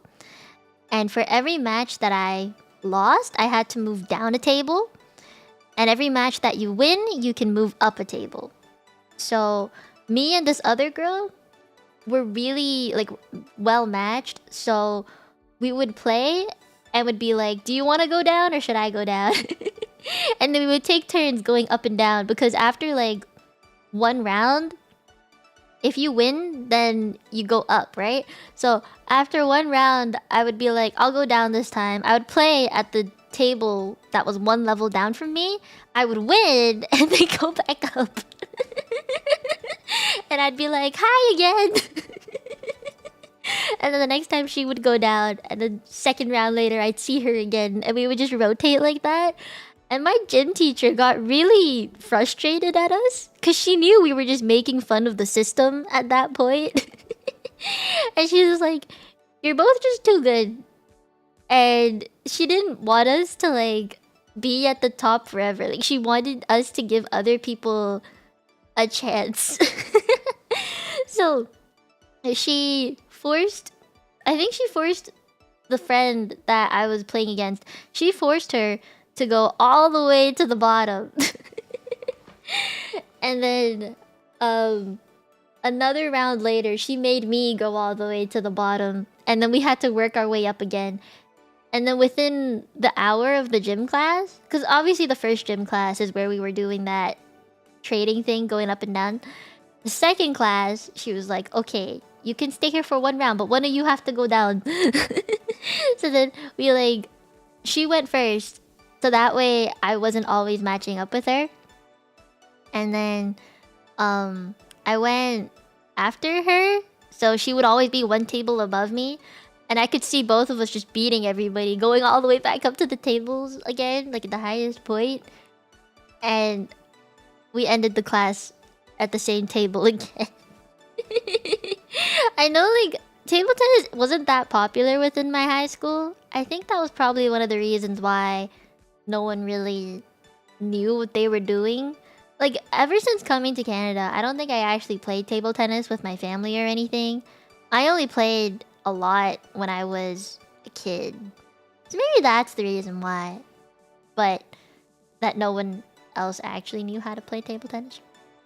But yeah, it was really fun. It was really fun. It was interesting. I want to play table tennis again. Does it sound so anime? No. No, it doesn't. Ain't no way it does. Oh my god, my cramps are going. Can you guys tell that I've been in pain like every 5 minutes that I've been talking? I hope not. I've been trying to hide it. I do a pretty good job, I think, of hiding the cramps. I try. If you can notice, I'm not doing a good job.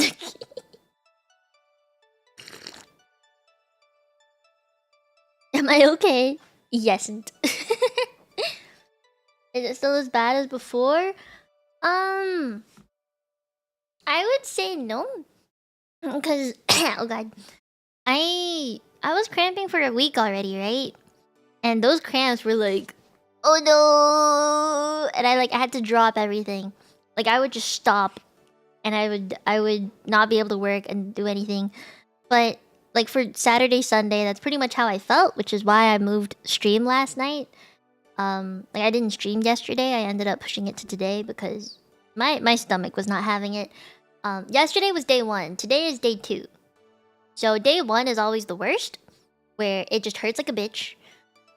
Day 2 isn't as bad, but it's still fairly bad. Like I need my heat pad on my tummy all the time, otherwise I die. But yeah, I've been having my painkillers. My allergies seem to have calmed down, which is good. I'm still feeling a little stuffy, and my throat feels really sore. Not from talking or singing or whatever, just from the environment. It feels really sore. So, you know, but I'm okay. Yeah, I'm living. I'm surviving. Girls gotta make some money somehow. And if I do it by streaming, then I have to stream. I've been planning some stuff though, so you know, I have things I gotta do. I will prioritize myself. Don't worry. That's why I move streams. You know, I hate moving streams. Like it is. It pains me. I think it's my healthcare brain talking because I used to be so adamant about sticking to schedules. That is also why I ended up, when I first started streaming, I didn't make schedules because I hated the thought of having to stick to it. And I was like, I want streaming to be fun, and I don't want to care about what time I stream. I don't care about being consistent. No. You know, I just kept thinking that. But when I took VTubing more seriously, I took it more like a job. And so I started making schedules for it. The second I started making schedules, the thought of changing a stream and going against the time that I said I would start stream made me so angry. Like pushing back a stream by 30 minutes just made me want to explode. So I didn't like schedules, but I've gotten so used to them now. It doesn't mean I don't feel bad about changing streams. It's just like I can understand that I can change them. Like I can take my time away from them and it's okay. Yeah. Oh Zen! What? Thank you for the super. Thank you. Professional streamer now. I do be. Isn't that wild? I still think it's pretty insane how I stream for a living. Like, not many people can do this, right? Like, it's like a dream for a lot of streamers. Just be an expected itinerary. Honestly, yeah. I also just don't want to be like, oh, hey, I have this scheduled for this day. Make some time for it so you can come to that stream. And then be like, oh, never mind. I'm not streaming. Because I've been told, like in my models, for example, my marshmallows, I know people make... Like, some people have canceled their plans so they can attend certain streams. And then for me to cancel it, it just makes me feel bad, you know? It makes me feel bad about it. So I don't want to, like, not be here, if that makes sense. Yeah. Although, like, I know, like, Saturday was a rough day, and then Sunday was, like, a recovery day for a lot of people. And I think I had a lot of stress building up until Saturday, which is why my period was so delayed. And then only after everything was over, on Sunday, it was like, I'm coming. Yeah, it was like, I'm coming. And it hit me like a drug. What do you need to be an indie VTuber? Time. You need time, dedication, money. Unfortunately, you do need to invest some money, like a budget, I think, to just start as a VTuber in general. I think a lot of people start out as indies, honestly. But you need a budget. Money is really the biggest part. And like you need you need a model or like a design at the very least, like a PNG. It's easy to find some pre-made models on Booth or something just to start out, and then you should probably build a budget to like get your own custom designs for like a model. And some people don't use overlays, some people do. It's really like if you want to kind of deal. But yeah, it's not like, I would say it's not impossible to do with a small budget. All you need is a computer and some tracking. And just need a little bit of money. I think I started VTubing with a budget of $200 Canadian. So that's maybe like 150 USD. Yeah, that's how I started. Now my budget for VTubing related things, say I wanted to get like my new model, say like the new outfit stuff. Say I wanted to have all that, and like a new overlay stuff. My budget for that is probably like in the thousands. It's like maybe $4,000. Yeah, somewhere around there. But that's only because I had a dono goal for that. Nice speeding puts the stress up. Yeah, the gate's open, dude. It is rough. I think it's pretty. I'll talk more about it, but after this. Was the starting budget just for your model? No. So the 150 USD or 200 Canadian when I first started out was a budget for everything. And honestly, I didn't use most of that budget. Because I went online and I found like Okumono to get some pre-made overlays. The code for the chat also was pre-made and for free as well. I drew my own model, like PNG to start with, I should say. Yeah, I drew my own design to start with. The PC I already had. I had an iPhone at the time for tracking, which was fine. So yeah, it was all self stuff. I think when I got my first model, it only cost, it was a chibi model, so it was really small. But it cost me $50, $60 for the art and 100 for the rigging. So I was close to the 200, but not quite there. Yeah. So it wasn't that bad. I stayed within the budget. I just self-made everything. And for games too, I just full screened it. So I didn't need an overlay for that. Yeah. I stayed cheap. Did you have a mic? No, that one I did buy. That one I did buy. I used the headset mic at first, and then I saved up enough money to get a good mic. Yeah. That much for a TV model? Well, that was back in 2021. Okay, that was back when prices for art and rigging were much lower. And also, it wasn't like the most, I guess, high quality thing. Like, if you compare me back then to what I am now, there's like thousands of dollar price difference. My mic at the time was a headset one, and then I got I have a Shure MV7 now. I wanted the USB and the XLR options because I didn't have an XLR thing at the time, an audio device, thing, not device, audio software, no, hardware thing. Yeah, I didn't have one of those. I didn't have a Go XLR or anything. I have the Wave XLR, and I got that one specifically because it was smaller. And I like controlling my audio with the software more than hardware. Like, I like being able to open up the app and be like, okay, this volume go down, this one go up, stuff like that. Like, the submixes, I like that a lot. And then, let me see. I just had a lot of connections. So I got some discounts on things, which was nice. Like the overlays I have right now. My friend traded me some stuff. I traded things with them, so definitely great. Yeah, but once I started earning money through streaming, I bought some good stuff to make my setup better. I mean, it's been getting better ever since, but I mean, in the beginning, it wasn't great. It really wasn't. My setup wasn't made for streaming. It only is now because I earned the monies to be able to do it.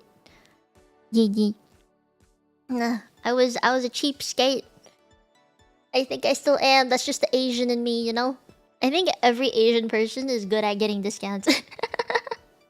Like, I know when I go to the supermarket, I'll talk to the like the clerks and be like, "Ya mo cam ka?" This means, is there any discount? Or like, same pay shirt, which means do I have to pay taxes? Because in Canada the taxes are really fucking high. You buy something that's $5 on the price tag, it ends up being 9. It's insane. What time is it? Okay, it's 4. I've been talking for 3 hours. My cramps are getting bad. I need to take another dose of painkillers. So I am gonna find someone to raid. I do da do da do da do da do da do da do dum dum. Boom ba do ba do. Da do da do. Who can I raid today? Is anyone streaming right now? Let me get my earphones. I actually took my earphones out because I wasn't getting any alerts anymore, so I took them out. Save my ears.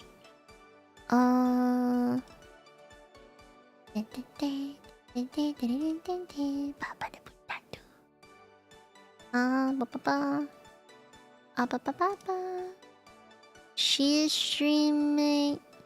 She is streaming. Oh, okay. Oh wait, no, there is one thing I wanted to talk about very briefly before I go. I hope all you guys, all you chainsaw are doing okay. I know it's been only a few days, but make sure you take care of yourselves, okay? And I have talked to. We need to come up with a nickname for not Kiki. I need to come up with something. And if anyone can come up with a nickname, please let me know. I need to find a nickname for not Kiki. But yeah, I was talking to her. She's doing good. She's resting up. No worries. And you know, I hope you guys are okay and to take your time. I know it's weird. I feel like it's really strange. It feels really strange. But it's okay. You'll be okay. I believe. I'm gonna find. Let's see, who else can I read? Okay, we're gonna raid. Tilia, because she's playing a really cute game that I want to play. It's called Princess Peach Showtime. It's so cute. I kind of want to play it. 저기 나. 같이 저기 나. I want to do a Cantonese stream one day. And like a batu every time I have to use an English word. I was hoping we could do that one day. I just don't know how to go about it. It's good. It's an idea for my Trello. So look it.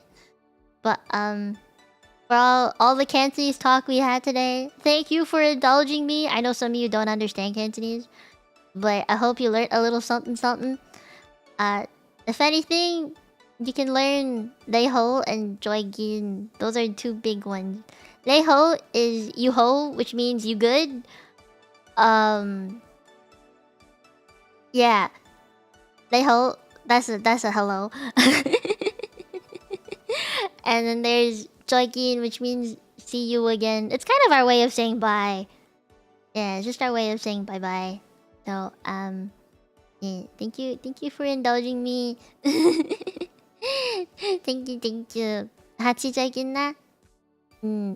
Okay, I will see you next stream. Tomorrow I'm doing a solo played up run. I will play until I franchise. That is how into this, okay? Okay? I'm gonna not die. Hopefully. I wanna finish the run. I want to franchise my coffee shop. Okay? Okay? Yeah. Oh wait, Hajime. My brain saw the last character and just filled in the blank.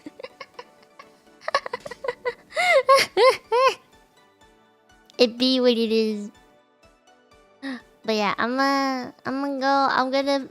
I'm gonna practice, play it up a little bit today, just to make sure I can actually do the solo run. Because if I can't do it, I'm gonna find a friend who can help me. But yeah, okay, I'm gonna go now. I will see you all tomorrow. I think tomorrow's stream is at night actually. But yeah, I'll see you guys tomorrow. But thank you for coming today. Thank you for indulging my Kanto talk today. And learning about all the random shit that I do. Yeah, I'll see you guys. Bye bye. 下次再見啦。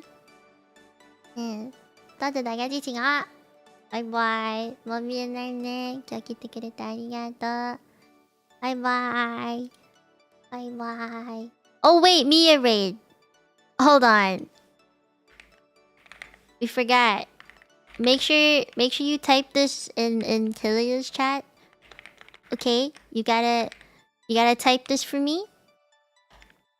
You gotta type in the Mia raid when we raid into Kilia. And cause she's real cute. And I talk to her often. And she cool and she looks like a cowboy today. Yeah. So we gotta Mia raid. Okay? Okay. I'll go now. Bye bye. Bye bye. See you tomorrow. Bye.